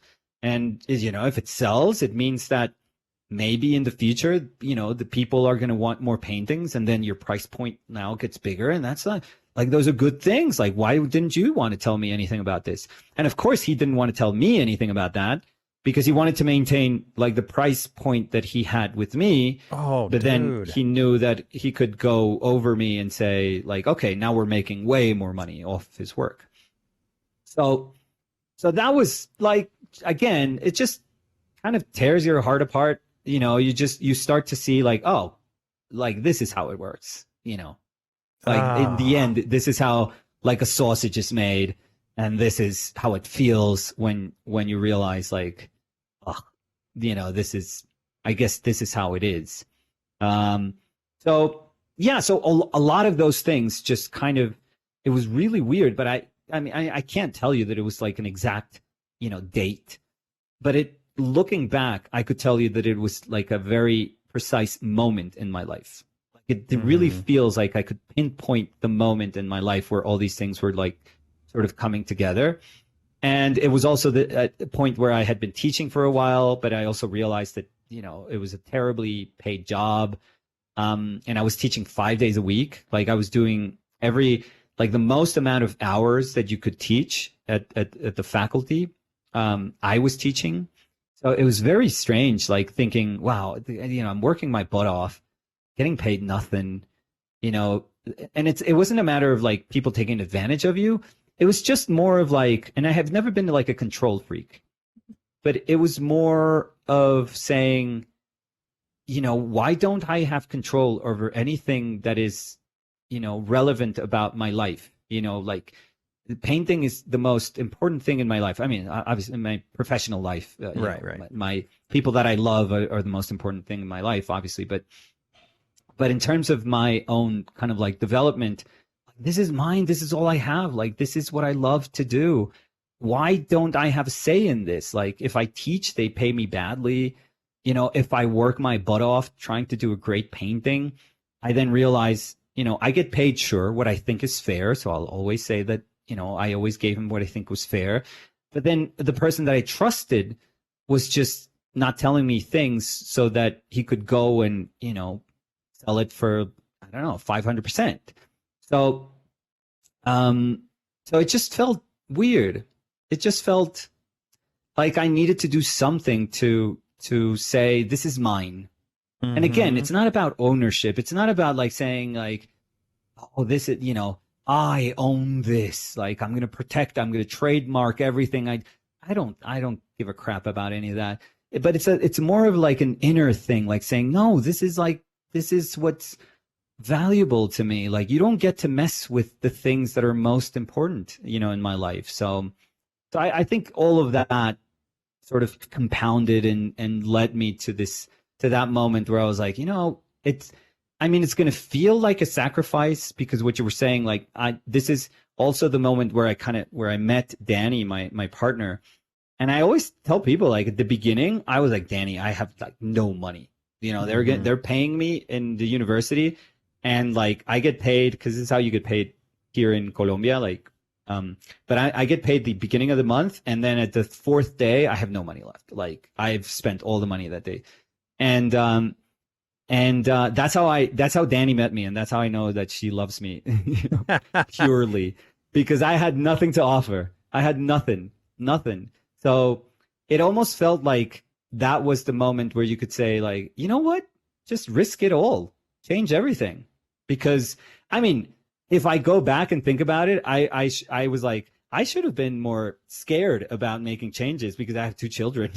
So, it's not as if you can just like say, you know what, let's change everything. But I also feel that if that thought entered my brain, if I felt I had to change something, it's because something was really wrong. And because because I know myself as a parent, and I would never risk like my kids' stability for a whim, for like, something that I think is like, oh, I'm just whining over here. I just need more money, and I'm gonna sacrifice, my kids' future just because I want to be right. No. But I knew that if the thought had entered my brain, then it something was important about that, like that feeling. Something was true, and I had to do something about it. So yeah, so we changed everything, and it's worked. It's different. Yeah, sure. It sure seems like it's working. Man, we've got a lot more in Yeah, but common it's worked. than you would. This whole art fair thing, Yeah, and getting cheated. And... I don't say 11-footer though. I don't talk to paintings like I'm gonna putt something. Yeah, like I'm golfing. It's just me. Jeff. It's just me overcompensating for all my other weaknesses. No, that's really cool. I without knowing specifics about your story, I know that you've known other artists that, I mean, it's not that we feel cheated, but it's almost like we're there for enough time to realize, okay, that's how it works. Like that's what's happening behind everything. And it just seems weird. It just seems like at some point it was fine. Like at the beginning, it's very alluring. And if you're doing well, people are super kind and super nice, and you get a ton of compliments, and compliments also turn into like sales. And then you're making money, and people, sadly, they validate your work through stupid sales and whatever money that you're asking for your work. So if you get caught up in that, you're like, yeah, I'm doing well. Like this is a dream. This is amazing. I'm doing well. And all I want to do now is to do better, like to paint bigger and to charge more, because that's pretty much, what the game seems to be like. But at some point you just go like, I don't know, maybe I can sacrifice some of those things and not lose myself, in the middle of this whole, because you are like a little peg in that machinery, and they'll just get rid of you if people get tired, if the market gets tired and they just need somebody new or somebody more exciting or something. I don't know, somebody that answers to whatever it is that they are, willing to sell, then they just get rid of you, and it's fine. They don't, that doesn't hurt like the market. Nobody's going to cry for you over there. Nobody's going to come to your aid. Like they're not going to forget about you and then months later call you and be like, dude, see how you're doing. Are you okay? Yeah, are you okay? Like, how are your kids doing? Is everything good at home? Like, are you able to pay for these, these kids' like schools? And no, they don't care. They just don't. They love you when you're selling, and then they don't care if it doesn't work anymore. And that is the truth. I'm not saying that everyone behaves like that. I've certainly met people that are very caring and want to build a great relationship with you, but I'm saying big picture, it just seems like that's how it works. And it's just, it's annoying to see it when it's right in front of you and you like see it, you're like, oh, that's not cool. That's not nice anymore. No. And, but we've been able to like redefine sort of that, that understanding of success, for ourselves. And, and we've done it in a way that, well, it's I guess it's multi-level, but essentially it was about making art, accessible, accessible in every single, I mean, at least in in the ways in which we could make it accessible to other people. So if it had to be in terms of price point, then it was in terms of price point also. But if it also had to be in terms of like what is prompting, that piece of painting that you're doing, like what is behind that piece of painting? Like I want to understand what goes on in your life, in your brain, in your day to day when you're doing your work. We were also going to share that, and we were going to share that without like paywalls or there was nothing of that sort. Mm-hmm. So we started just making information available in a sense, kind of like what you, I'm sure, hope to do with artists having a conversation, which is that, it builds a healthier community, a more honest community, and people can learn from other people's experiences, and people don't have to feel weird about like, oh, wow, I'm not the only one, that feels that, or wow, this little bit of knowledge helped me to go, past this obstacle that I had in front of me. So it is, it was a very small, I mean, we didn't have grand visions of what we were doing. We still don't, but it was a willingness to say, okay, there's a community here. Like there's, if we can't, if the art market is suddenly not dependent now on like, people that are very wealthy, which is what, usually happens with the art market, that you need patrons that are very, very wealthy, that can have disposable income or the willingness to invest in painting, But how can we offset that? Like, if that's not there, if that's not our audience, what's our audience? So regular people. So how do we talk to regular people, and how do we make things, again, in every way accessible? So yeah, so we lowered dramatically the price point, which made a lot of people that had bought paintings previously very angry. Other people were very, loving and interested in what we were doing. And we explained how instead of seeing it as a failure, we were like, no, it's because of your generosity and your trust throughout the years that we are now able to do this, which is very cool. And some people saw it, that way. And yeah, and now it's one of those things that I think we had to work really hard for like 3 years to sort of, get that like big locomotive like in motion. Yeah. Because it's like trying to like turn the Titanic. It's not, you can't just like U-turn it. You can't just go like pump the brakes and hand brake, and just, do a 90-degree curve or a U-turn. No. This it's a monster. Like these things like take time, take a lot of effort. And I always said how Danny and I were having this conversation. I told Danny, like, Danny, we need to keep at it, even if we don't sell anything. Like if we start and nobody's listening and nobody's buying, we keep going. So like, Danny is more than a business or more than a romantic partner. She's a business partner. Oh no, Danny is my everything. Yeah. So Danny, I think we saw Danny walking in the background. Is she there? Can we meet Danny? Yeah. Yeah. I mean, everyone. I think if they know me, they know Danny. But Linda, que si vienes un momentico. Does Danny speak English? I'm asking her. Yeah. Oh, okay. Yeah. I think if they know me, they know Danny. I think because you have a YouTube channel, right? And we'll pull that up in a minute after we see Danny. Okay. We both do.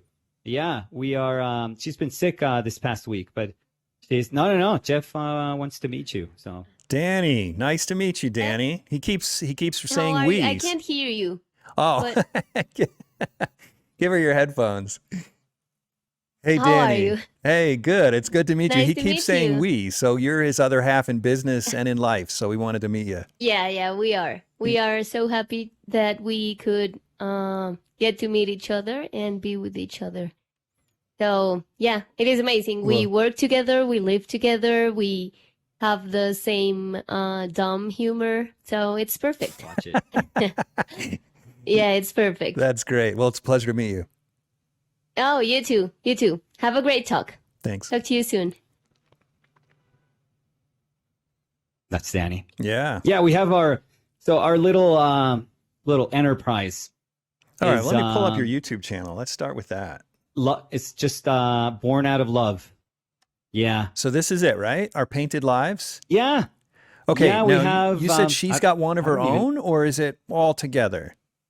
No, we're all together. We're all like Okay, videos are like we have a bunch of videos that are edited. Everything that's edited is Danny. Every short that is edited is Danny. So she does all the editing. She does all the hard work. I do the dumb talks and the painting, which is the easy part. Man, you got a lot of but content. she makes it look amazing. She makes it look pretty cool. What a great partnership. Yeah, we have those. That's I've often tried to like explain to people. I mean, it takes no convincing if you know us, but explain to people that this is one of those things that I'm like alone. I would have never been able to do this. Never, ever, never in a million years. So we've changed it. So Danny's doing shorts now, and we changed it not a couple of years, but a year and change with live videos. So if you go to live tab, we also do live videos, and there's like a bunch of. There should be like wow, yeah, you really like got hundreds a of ton videos of there. content. Yeah. So we're working ourselves dry. We're just driving on fumes right now. And has this become lucrative yet? Yeah. I mean, we fortunately what we had envisioned that was, people are gonna respond to just an honest endeavor to, making things accessible. We never thought that people would, hang on to what we were saying, like from the beginning. We would hope like that eventually if we were consistent and it would take time, like people would latch on and then that would, that could be the beginning of the building of beautiful relationship with our community. But it started working right off the bat. So wow. I mean, we were just lucky. I've always said I honestly consider myself just lucky. I also do think that you have to work really hard to put yourself in the right spot to be lucky, if that makes sense. Mm-hmm. Like it takes a lot of effort and time to recognize the place that you have to be at in order to then be lucky. But I think that that's what happened eventually with us. Like we worked really, really hard to put ourselves in a place where, it wasn't in our hands. We're not making money off of YouTube. Like YouTube is, terrible, but right in terms of what we get from YouTube, but that was never the goal. The goal was to, sell paintings. The goal was to make a painting and then sell it for an affordable price. And also to sort of challenge this idea of what a cheaper painting looks like. So, because people thought, well, if I have a couple of $100, like I'm never going to be able to buy art with a couple of $100. Like you need a couple of $1,000s to invest, to make a worthy investment in painting. And so we were also we knew that the only way we could challenge that was trying to make like kick-ass paintings. Like, if you make a painting that's just not convincing, I guess, or I don't even know how to describe it, but if you make a painting that doesn't, have weight to it and doesn't show love, and then you say, yeah, this is $200. People are going to be like, yeah, okay, it's $200, but it's, $200 too many. I mean, it's not worth $200. But if you make something that people would be like, oh, that's a really nice painting, and then go like, how much is that? Oh, $250. What? You can get that painting for $250. So, that's essentially what we were hoping to sort of reshape. Just this this notion that art is not this thing that just hangs on a wall and you have to be super rich to just even enter a gallery, and that you have to question. I'm not saying that $250, and I'm saying 250 because for almost 3 years, we were selling everything for $250. Like that was the price, like the single price for any painting. Wow. So that is a steal. Yeah. So we were just like convinced that the only way we could do it was telling people, yeah, there's no real reason for art to not be to not cost this much. There's no real reason. Like, what do you have to do as an artist to then offset the fact that paintings are now $250? You have to work your ass off. Like, you have to sell a lot of paintings. Wouldn't you argue that and you have that's to a work reason? your butt off? Yeah, I mean, Yeah. that you're going to have to work yourself to the bone in order to maintain those prices. Yeah, but then you realize, like, at least in my case, like I've worked every day for 20 years, like in painting, or more than, like now more than that. I say 20, no, like 25 years. Like I've worked every day. I work every day. I have 2 kids. My kids are 12 and 16. I'm almost done with them. So, so the work is the only thing I know how to do. But the thing is, like, painting has never felt like work. I mean, it's work. I get tired, and now that I'm older, I get more tired, and my stupid arm hurts. Like my wrist hurts, my elbow hurts, my shoulder hurts. Like there's tons of things that happen when you kind of overwork yourself. Like I'm sure that that's something that I could, that is telling me like, hey, you may be doing it a little too much. But I don't know my life without working and painting. I just don't. I love it. I absolutely love it. Like it's not even like I'm not pushing this thing just to try to make our product seem viable. No, I've always been this way. Like I loved it when I was doing those large paintings that would go to galleries and shows and whatever. And I love it now that we do this. Like I love it. I've always felt that it became like bigger than painting for me. That's why I see, like, I think I understand painting. I mean, yes, it's this like, bigger, more beautiful notion of painting that you go to the Louvre or you go to the Met or you go to, whatever big museum you want to go to. And you're like, wow, this is what, restores faith in humanity. We are capable of doing this. And it's quite beautiful.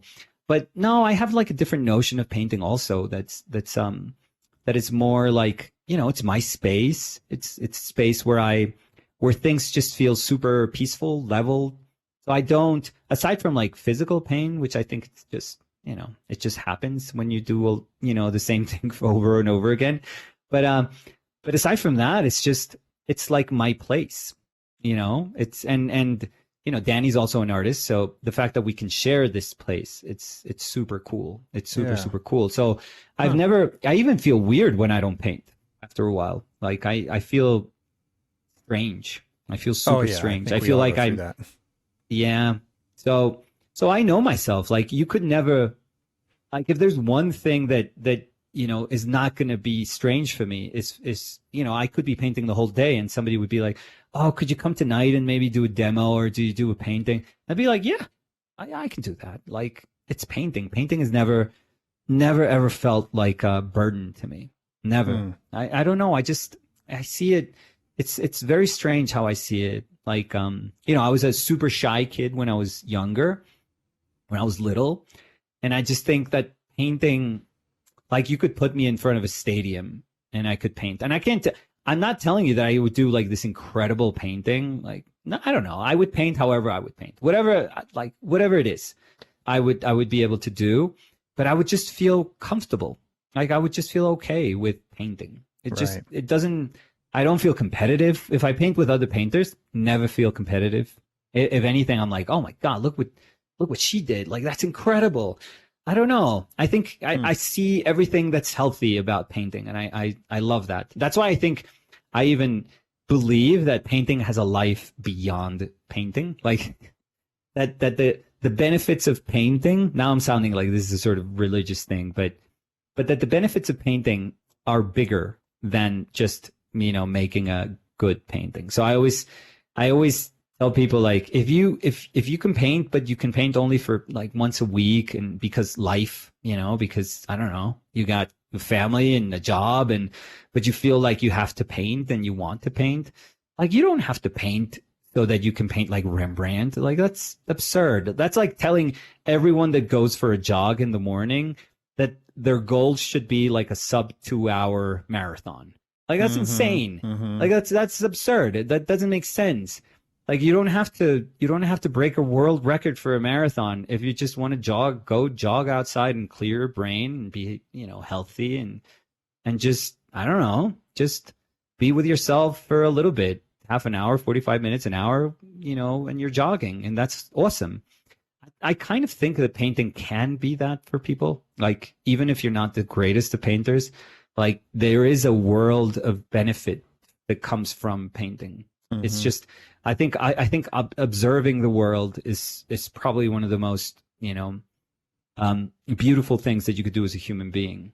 Just, thinking about the world while observing it, and in our case, just translating those observations and filtering them through our perception and then making them into painting. But just observing something is fascinating. It's just, it almost feels like that's our job in the world, just to, observe, and then, I don't know, not try to make things better, or certainly not try to make things worse, but just observe, observe human.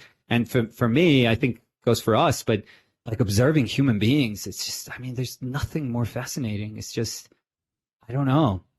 That blows me away. So every time I have the ability to like paint somebody, and if it's somebody that I care about, and it doesn't matter if I've painted Danny like 100 times, like I can paint her 1,000 more times and still be, it's not like, oh my God, Danny again. Like, like I know how to paint her nose in my sleep.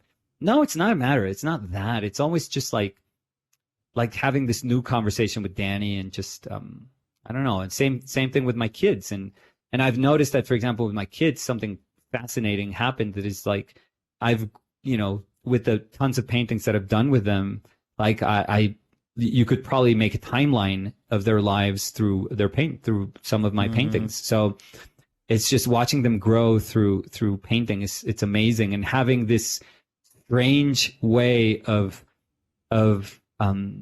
like going back, and when seeing a painting, remembering how they were when they were little, and how I was able, or if I was able to translate those feelings into that particular small painting. It's incredible. It goes beyond just looking at a photo or just looking at a video where, I mean, those are cute also. Like, I see my kids talking in videos, and it's like they were little, and it's just, oh my God, it just crushes my heart. Seriously. But yeah, but watching, just, being able to access kind of like those memories through painting, it's just something different. It's completely different. So just watching those things, and watching how I've seen them, before, and how they've grown, it's incredible. Well, that's a good segue. Let's see if we can find. Do you have pictures of your kids here on your Instagram account? Well, I'm sure there's. Yeah, that's fair. Left. Oh, no, go up and then left. Yeah, that's fair. Right here. And the last one was Samu. That's gorgeous. That's oh, thank you. Well, that's my more disciplined side, if anything. I mean, I'm not like a super disciplined painter. Yeah, that's a little more naturalistic than some of your other work. Yeah.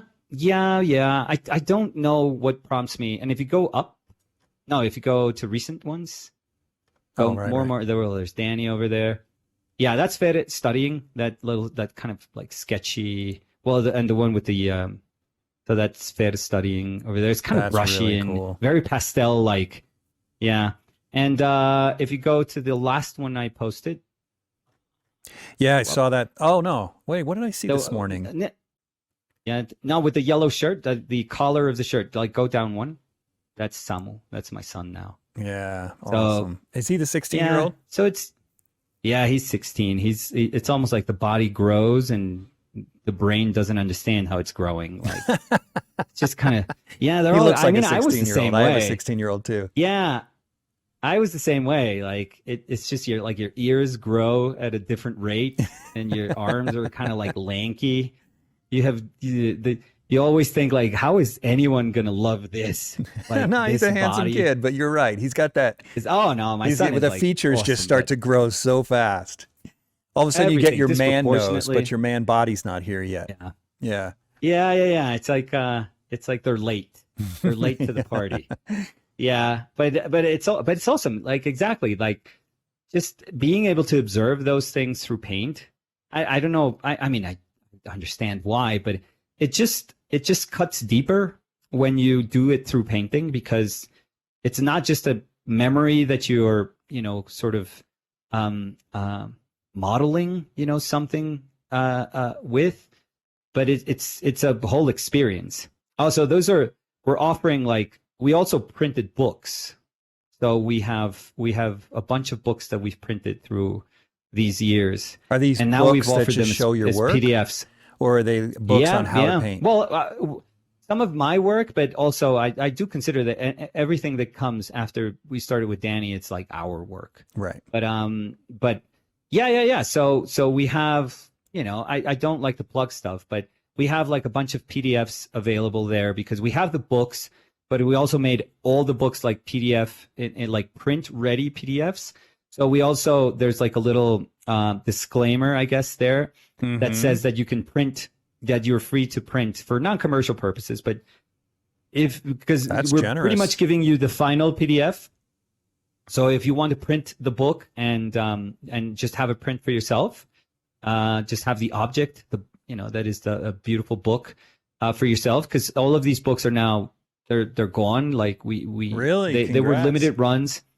Yeah. We're happy about that. But they were, very specific number, and they're all gone now. So if you want to have that, then you can print it, and we're just pretty much giving it to you. And so you're not going to do another print you can do of the whatever book? you want.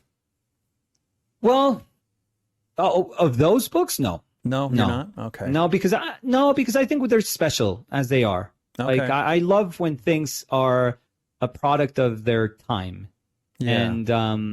And I really like that. I really think that's, it's okay. It doesn't need to be like this eternal fountain that you go back to. It's, that was a moment, and it speaks about that moment, and then you kind of move on. Mm-hmm. That's kind of cool. Is this Danny? That's Danny. Beautiful. Yeah. Thank you. Well, I'm not taking credit for her being beautiful. Well, yeah, I was going to say, you've got a beautiful. I do as bad a job there, as I can. I do as bad a job as I can. But I was never like a painter that had like the softer hand to make somebody pretty. So yeah, that's how I am. It's a struggle having somebody that's so beautiful. It's a struggle to paint them. A lot of these are like workshops, so what you see, like if there's those, like I try to do a little bit of mark making, I guess, when I teach also, because I like to, it feels unfair, at least to me.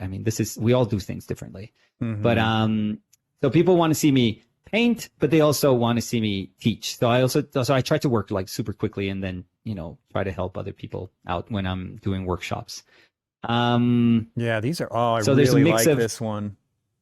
I don't know what it is about it. Yeah. The simplicity of it is super brilliant. Open. Yeah, they're super open, and that's kind of like I have no idea where I'm heading, honestly. Like as you were scrolling, I was noticing how that's why I don't even understand myself as a painter. Mm-hmm. I just obey whatever enters my brain. So I do this part where I do like my more traditional, workshops where you paint from life. But I'm also an illustrator at heart. That's where I started, and that's something that I've never been willing to leave behind, even though I don't work as an illustrator. Right. But I think in terms of images, and that's something super powerful to me. And it doesn't matter where, like, what the origin of those images is. Like, I always want to be faithful to, if I find that I need to be, if I think that I need to answer to whatever is calling me, like I have trained myself to do that. So you were scrolling through something that I was painting some Punch Out characters. Well, I don't know if you played Nintendo when you were little. Yeah, I was noticing the Mike Tyson. Yeah, I take it as granted as everyone was playing video games when they were little, because that's something that I still do. And also that they can remember Punch Out. That they're old enough to have played it. Yeah. And Mike Tyson's Punch Out, because some people go like, Punch Out? I remember my son was telling me, Punch Out? Why are you painting Tyson? I was like, oh. That was iconic. I remember I was in the 8th grade. You don't know. Yeah. You don't know why Punch Out was cool. So for some reason I started, I love sports, and it doesn't look like I love sports, but I do love sports. I love boxing. I've done like a bunch of, throughout years, I've done like a bunch of super expressive like boxing paintings. George Bellows, Steve Houston, Phil Hale, heavily influenced by sort of that, world. And I don't know why I was looking at Punch Out. I was like, I would love to do these. I would love to reimagine They're some really of these characters. great. And, yeah, and for those who thank are you. listening, Thank I've you. been scrolling through his Instagram as he's talking and just picking out certain ones. Yeah. They're really cool. Is this a Punch Out character too? Well, I was just having fun. Honestly, I was just fooling around. And You've got quite the imagination. I mean, that's so cool the way you made his head pink like that. But what made you think to do that? I don't know. I don't know. Like, honestly, there's no I'm sure there's a through line if you look through a lot of my work. Right. But what we were talking about, like, if you're going to do an exercise where for 3 years you're painting every day, like you're doing videos, because for the first 2 years we were doing videos every single weekday. So Monday through Friday, God, every you must single, be so busy. Well, tired, but yeah. Holy cow. But at some point, and this, like, even though you work on like bigger paintings, I think what we feel is the same. Like, in a bigger painting, what you have to do is like remind yourself like constantly what it is that prompted you to want to paint the bigger painting, because it's super easy to lose like energy. Oh yeah, you get exhausted while you're painting something big and tired of it. Yeah, you're like, why the hell? And you have to remember that, like, when you were painting that first day, that you were like, let's go, let's do this, like, hell yeah. And but suddenly that disappears, and that's fine. It's normal that happens. It's almost like expected for that to happen. And you always have to have like this kind of like light, like a light post, or like whatever you want, however you want to see it, like a little torch, a little bit of light that tells you, hey, this is what you were trying to, this is what excited you when you first wanted to, tackle this. And this is what is driving you. Remember that this is what you're trying to get when you're doing this large painting. And it's very difficult. It's super easy to just lose yourself in the middle of a big painting. I guess in the same way, but it's different when you're painting every day and you're choosing different subject matter and you're trying to, like, tackle them in very many different ways. You're kind of hoping that what you're doing is just like reinventing yourself as a painter constantly. Like you are, and in my case, it was just like putting obstacles in my way. We would have weekly themes, but the themes were honestly just a way of making it not boring for me. Because if you just told me like, okay, paint every day, it's like, yeah, I paint every day. Like there's nothing new in painting every day. But if it's going to be documented, and if you're going to be talking about it, like what we did with our videos, there's no chance in hell that you can do that if you think that what you're doing is boring or repetitive, or because the shortcomings or whatever truth lies behind your own painting is going to be super evident after a little bit. Like, people are going to know, okay, fine, like the jig is up. Like, I can see how you paint. I know exactly how you go about painting, and I know what type of lighting you like. I know how you model stuff. And I don't care how good you are. Like, if you model the same eye 1,000 times, it's not going to be as cool as when you saw somebody model an eye the first time. Right. So it's just that, yeah, and there's nothing bad about it. There's nothing, terrible about that. It's just that that's how things are, and for me, when I saw myself working, because it's very strange to like record yourself and see yourself painting. It is. Like, you see all your decisions, you kind of like match things that you're looking at a video with moments that you have in your brain about when you were trying to solve something. So it's super eerie, but like really, really cool. And when I saw myself, I was like, I could like see through myself. I don't even know how to explain that, but I could see how I worked. And I was like, oh, I got to push myself. Like, I have to, if this is going to work for me, I need to like push, but not push in the sense of making me better, but in the sense of making me uncomfortable, so that every time I sit down, it feels like there's a reason for me to sit down and paint. Like, there's like this new painting that's going to show up that session that it's not going to be the greatest painting ever. Like that was never the objective. Like, you know, there's no chance that I can like be consistent about doing, you know, 500 paintings. Like that's absurd. But at least I can tell myself like, okay, I'm going to give it a shot. I'm going to give it my best, but I have to do myself like a favor and say, you know, I'm going to throw you like these obstacles in your way, and the painting is going to be about you hopefully you overcoming these obstacles. And you know, the way in which you overcome them, that's you know, that's on you. But the fact that there was new rules, you know, every single week, it just made it awesome. So I think that's the part where I would feel like I started feeling comfortable with saying like, okay, I could tackle a new week. I could tackle a new day. And that kind of goes hand in hand with what, you know, we were saying, like, okay, but how do you not burn out? Like it's, you know, it's almost like a scenario that's built for you to just completely burn out and just not, you know, at some point say, you know what, there's no more painting in me. Like, I don't know what to tell you. I've explored every little inch that I have of my knowledge and that I, you know, in my painting bones, and there's nothing left. But the truth is, if you sort of change things up for yourself, then it's awesome. Like the sacrifice, I guess, that goes with it is that you start to not recognize yourself as a painter so superficially, because we've been taught that our paintings, like if I think about you, like I can close my eyes and know what your painting looks like. Like if you put 100 paintings, I could tell you which one's yours. And that's super easy. And I think when done well, that is effortless. You know, that doesn't feel forced. It's just, you can spot it. You can spot, you know, a Jeffrey HEIN painting. It's just simple.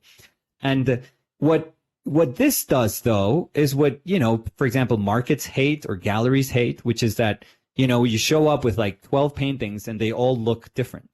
And they go like, what the hell? Yeah, who are you? What are we selling? Though. You've definitely got a unique voice that I could definitely pick out one of your paintings in a group of paintings as well. 100%. Yeah, but they're, you know, the thing that prompts them, the intent that was behind them is ever changing. I feel it's just, yeah, but you can't get rid of you can't get rid of your aesthetic choices.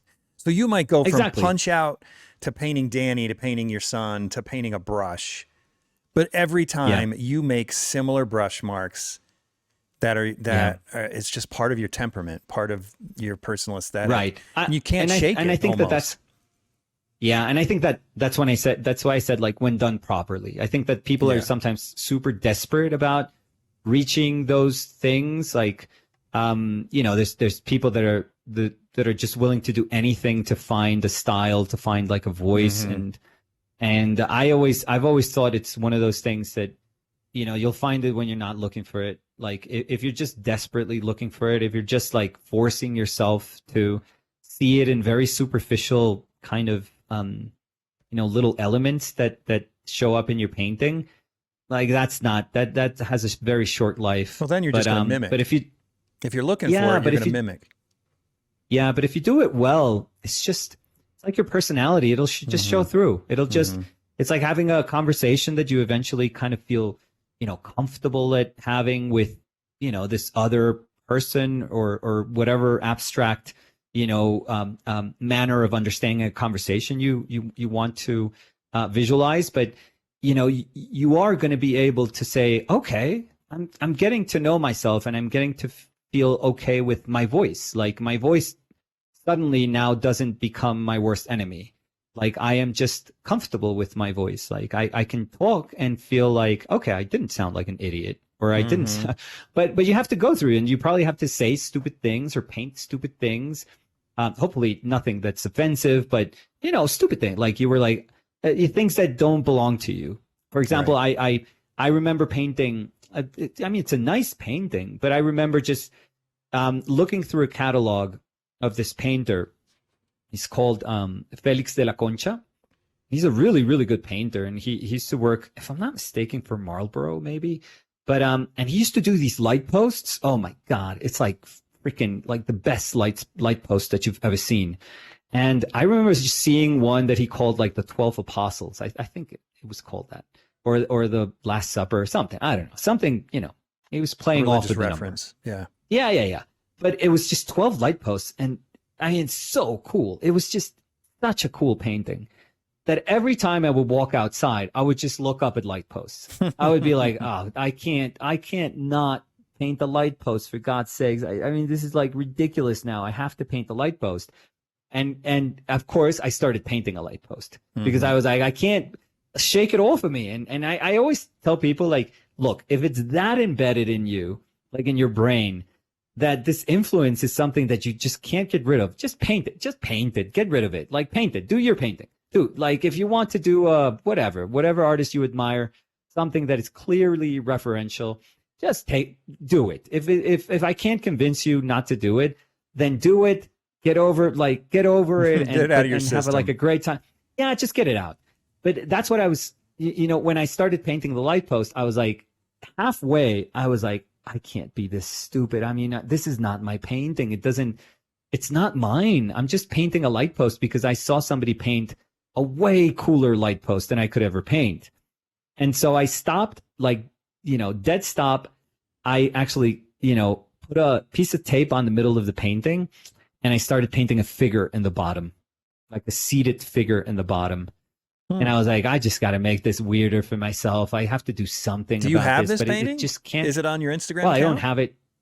Oh, it's an older painting, but you know, okay. I could send it to you if you want to. I am curious. Then put it in the video. Yeah. But I called it like Cinderella from Bogota. So it's kind of weird. Like, it's because then I gave the figure. I mean, she wasn't wearing like shoes, but I only painted one of the shoes, like Cinderella's story. And it was stupid. It was all stupid, but it was at least me scrambling. Yeah, right. It was at least me scrambling, like noticing that I caught myself saying, like, what am I doing? Like, this is not me. This is clearly not me. And at least in the scrambling and in the making of like a very dumb painting, I could then say, okay, that in that dumbness, there's me.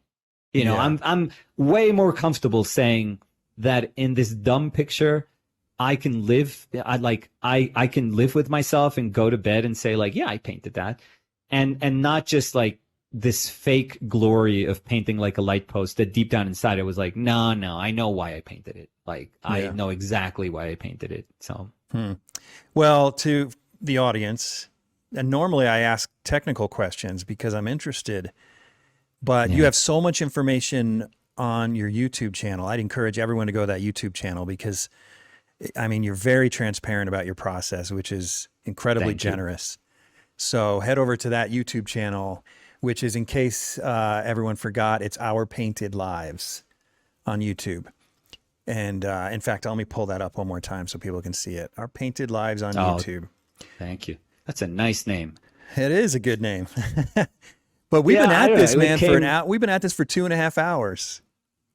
So you're also generous with your time. You're also generous with your time. But let me ask you one final question. That's a nice way of saying you talk a lot. No, man, this is a good one. People are going to love it. So here's my final question, which I ask everybody. Yes. And that is, if you could give one piece of advice to an aspiring artist, what would it be? Good Lord. And in the upcoming, like, the thing is, like, I've never felt this. I'm going to try to elaborate on this without, you know, talking too much, but I've never felt what I feel right now in all the years that I've been painting, in terms of like how, you know, painting and image are probably going to redefine themselves, you know, in the future, in the upcoming future, because I think that everything that is happening with technology, it is going to be a hurdle that is going to be really tough to overcome. And I have no idea what overcoming it means. I am pretty sure that overcoming it doesn't mean that everything is going to be the same as it was before. I think we sort of opened Pandora's box into this world where it's just very eerie, you know, the sort of closeness that people that weren't, you know, I don't mean to say that education was like what separated us from like other people, us artists from, you know, non-artists. But there used to be like like a space between being able to conceive of an image and to articulate an image and then put that image out there so that it could be socialized, and that, you know, eventually if you did your job correctly, I guess, that image could represent something that would impact, you know, people, and it would make them question something or react to something, or I don't know, that a conversation would start from whatever you were trying to say, you know, through your image. I think that's how we've operated for the longest time. And the rules like are changing so quickly, like so quickly, that I don't know. Like, I don't know. And I don't mean to, because I'm usually more of a, not pessimist, but I'm more of a person that doesn't quite think that painting will be the same. I think painting has changed even. We may not notice it, but painting is not what painting was like 120 years ago. Like, not even close. Like, painting 120 years ago was still like something to marvel at. Like, people would flock to see paintings. People, you know, were enamored by the notion of a painter that could, you know, that was able to like translate the world into this, you know, this sort of puzzle that you had to like put together as a viewer, and it was super engaging. But painting nowadays, I mean, it's not the same. It doesn't mean to, I don't mean to say that there's not powerful artists nowadays and there's not interesting human beings telling interesting stories through paint. I think that that's never going to, like, if we were willing to keep painting, that's never going to change, because we are interesting human beings. Like, if we want to tell stories through our work, then that's awesome, because lives are interesting. Human beings are fascinating. And the stories that they have, you know, behind them are incredible. So I think that if we choose to keep painting, fine. Like, that's never going to change. But that the impact of painting is going to be the same, I really don't think so.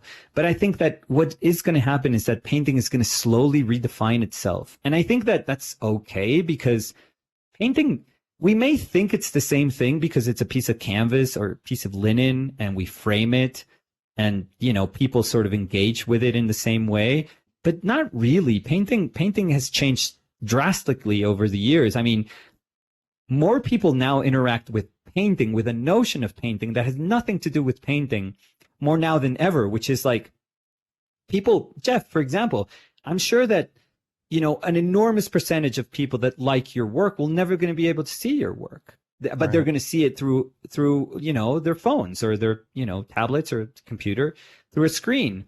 And that's not how painting is supposed to work. Like, a painting is supposed to be something that works as an object, like as a physical object. So much so that, you know, I've had to rearrange my brain sometimes, that I've been sort of educated on images of paintings for the longest time. And I'm finally able to take a trip and see the actual painting. And I go like, what? I could go and say like, it's that big, or it's that small, or it's that earthy. I thought it was more saturated. Or I go like, oh my God, the colors are way brighter than I thought. Or, oh my God, or the brushstrokes are bigger. Yeah. It's just painting. Painting is like a different beast altogether when seen as, you know, you're supposed to. I mean, there is a way. This is not about like gatekeeping. It's not as if like you can say, oh no, if you've never seen a painting, then you can't speak about it, or you can't be moved by it. No, clearly you can. That's so much that the way people experience work nowadays is really, really different from how people experienced it, obviously 100 years ago. But I could tell you from how I experienced it, you know, 25 years ago when I was in school. So painting has been sort of reorganizing itself to fit into this kind of new criteria of how to be impacted by images, you know, how to understand, you know, how images work, how we as viewers understand our place in this, you know, kind of conversation with images, and obviously how we consume those images. So I think painters, and I think artists, yeah, and for sure artists that are, you know, young artists that are right now going to, you know, be educated into this new world, because I do think it's a new world. I mean, some people think that it's like, oh no, you're exaggerating. I don't think I'm exaggerating. I think it is something that you can see coming. It's just that you can't tell if it's evil or how evil it is, or if it's our destruction. I mean, some people are like as pessimistic as that. It's saying like, why would we ever want to do this to ourselves, to eliminate, us being able to make music and to make movies and to make animations and to make paintings and to make drawings? Like, that is such a part of our humanity. Why would we ever want to sacrifice that? And I don't know, maybe that speaks about us as a species, the fact that we are so curious and we're so kind of unhinged in a way that we want to know what happens if we take that away, which is really, really strange to me. But I think artists are probably going to have to deal with variables that are very different from the ones that I dealt with when I was a young artist. Because when I was a young artist, like what was taught to me was like, work really hard so that you could go to a gallery and if they're interested in your work, they'll put you in like one of these collective shows that they have, like, in the summer and winter, and you'll be one of 20 artists, and hopefully you'll catch somebody's eye and they'll start buying your paintings. And if you're part of one of these group shows and you sold your 3 paintings, they'll invite you to the next group show. Well, you have 5, and then you'll sell 5. And then they'll say, hey, you know what? People love your paintings. We'll give you a solo show. And then you work for a year and a half on your solo show. And hopefully you do that well enough so that you sell out, or you come close to selling out and you do really well. And they go like, people adore you, and we're going to up the price, and we're going to have another show in a year and a half. And that's how I was told, like, that's what people told me. That's the path you have to follow. Like, that's what being a painter means. Right. And nowadays painting can't be more different than that. I mean, if you wanted to, so much that I was brought up that way. And now I sell my work through Instagram. I mean, people buy my work without even looking at my work. They see pixels of my work, and I try to be very responsible and faithful in the way I showcase my work. But in no way that means that people have like a real notion of what those paintings look like. So I would just say, not to be discouraged by what this future, holds for us, because I do trust in our humanity, whatever that means, or I do have faith that even if confronted with something that it seems like almost impossible, which is again the sort of redefining of imagery, I do trust that yes, we were the ones who also put ourselves in this spot, but I think maybe we also are the ones that can make something amazing out of clawing our way out of this, whatever that means, or I don't know, because a lot of times people say no. That's gonna happen, but then we're gonna go back to appreciating handmade things and people that take time in doing things.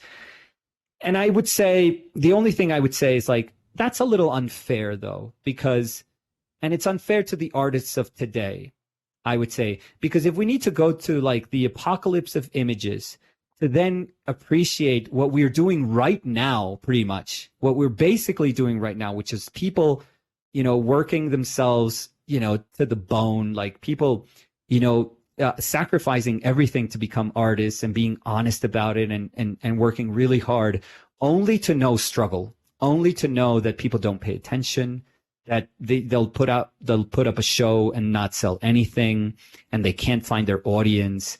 And people are not supportive. And if people are struggling, in an economy, for example, as the economy that we have right now in the world, people are thinking the last thing I'm going to spend money on is art. So we are the last thing people think about. It's very unfair, I feel, to say like, no, in this new renaissance, we are going to go back. Like, trust us. We're going to go back to loving you again and to supporting you again and to being. It's like, no, do that now. Do that now. Funny. Why don't you buy people's work now? Why do you want to go through machines making paintings so that we can then say, no, we actually love when people made paintings. No, people are making paintings right now. You could be generous now. You could be supportive now. You could look for new artists now. You could look for young artists now. Like, look for that now, because if we don't do that now, why would I ever believe that we're going to do it then? Yeah. So I don't believe in that. I believe that we have a chance now to just make ourselves stronger and healthier and supportive. And we create this net that can, withstand like a lot of the things that are about to come, but do it now. Don't think that there's a better future, when we are up against the wall and now we have no options and then we're going to be generous. Like that doesn't work for me. So I would say for the people starting out, this is going to sound weird, but generate strong communities. I know this is weird asking for for people that are struggling to be supportive of other artists, but we can do that. Like I bought other people's work when I didn't have as much money. And now that we're doing better, we still buy, now we do it, in different numbers, but we buy a lot of people's work. So we can do this. We can do this. We, as the community of people that love art, we can do this. So, it's probably like a big ask, but, in the times, like the times where it's the hardest, be supportive. Like it's super easy to say, I am wealthy now, so I'm going to spend money on other people. But when it's the toughest, be supportive. So good. So I like that. Yeah, I'm sorry. It wasn't like a more professional. I wish I could have more. Well, like it's realistic. Outlook. People ask me, my students ask me, and they have for the past 21 years I've been teaching privately. And it used to be I knew exactly what to tell them. This is how you build an art career. And now it's like, your guess is as good as mine. I mean, fortunately, mine's still going, but the way I built it isn't going to be the way you're going to have to build it. I mean, no, not at all. Get used to a new world. Our landscape was completely different. Yeah. Completely different. Again, and it's not us not wanting to tell you like, oh, take a guess. It's like, no, we don't know. It's like, we have no idea. Yeah. We have no idea. It could be something amazing where we do start to understand these things as tools and they make jobs a little more efficient, but we know how to use them and we're going to start creating amazing things. Or it could be like, oh no, dude, like these things took over and we have no place in the world anymore. Like we are useless to the point where people don't think that there's value to the ability that we had and we nurtured and we worked hard for. They're going to see it so accessible that they're going to be like, yeah, that's the same. It's the same. Mm-hmm. So, but we have no idea. I have absolutely no idea. So I think that they have to be strong, like strong-willed, convinced to be able to navigate those issues. I mean, we're all in many ways going to have to do this together, but more so like younger people that are going to be like artists that are going to be born into this. I mean, it's anyone's guess. Like it is very, very difficult. Well, thanks, man. This has been a huge honor to have you on the show and great to get to know you. No, dude. Thank you. And it's a meetup that I mean, in my brain, it's been postponed for years because in my brain, I was always like, why haven't I talked to this dude like before? Like there's so many, again, we essentially do different painting. And I know the type of painting that you do. And it may seem like different universes, but deep down, I know how much I respected, what you did like years ago. And I still obviously respect what you still do. You're a hell of a painter. But I always thought, no, this is something that should happen. Like we should meet. So I'm super, super glad that even if it's in this way, at least when I meet you, personally at some point in the future, maybe, it's going to be like, hey, dude, we're friends. That's good. So, that's one of the beautiful things about technology. Thanks, man. Thanks for tuning in to the Undraped Artist Podcast. If you enjoyed it, subscribe. And if you could, leave a comment or review. That really helps the channel. Please share the show with your friends. And if you're feeling generous, consider a monthly donation at theundrapedartist.com. Thanks again for watching. We'll see you next week.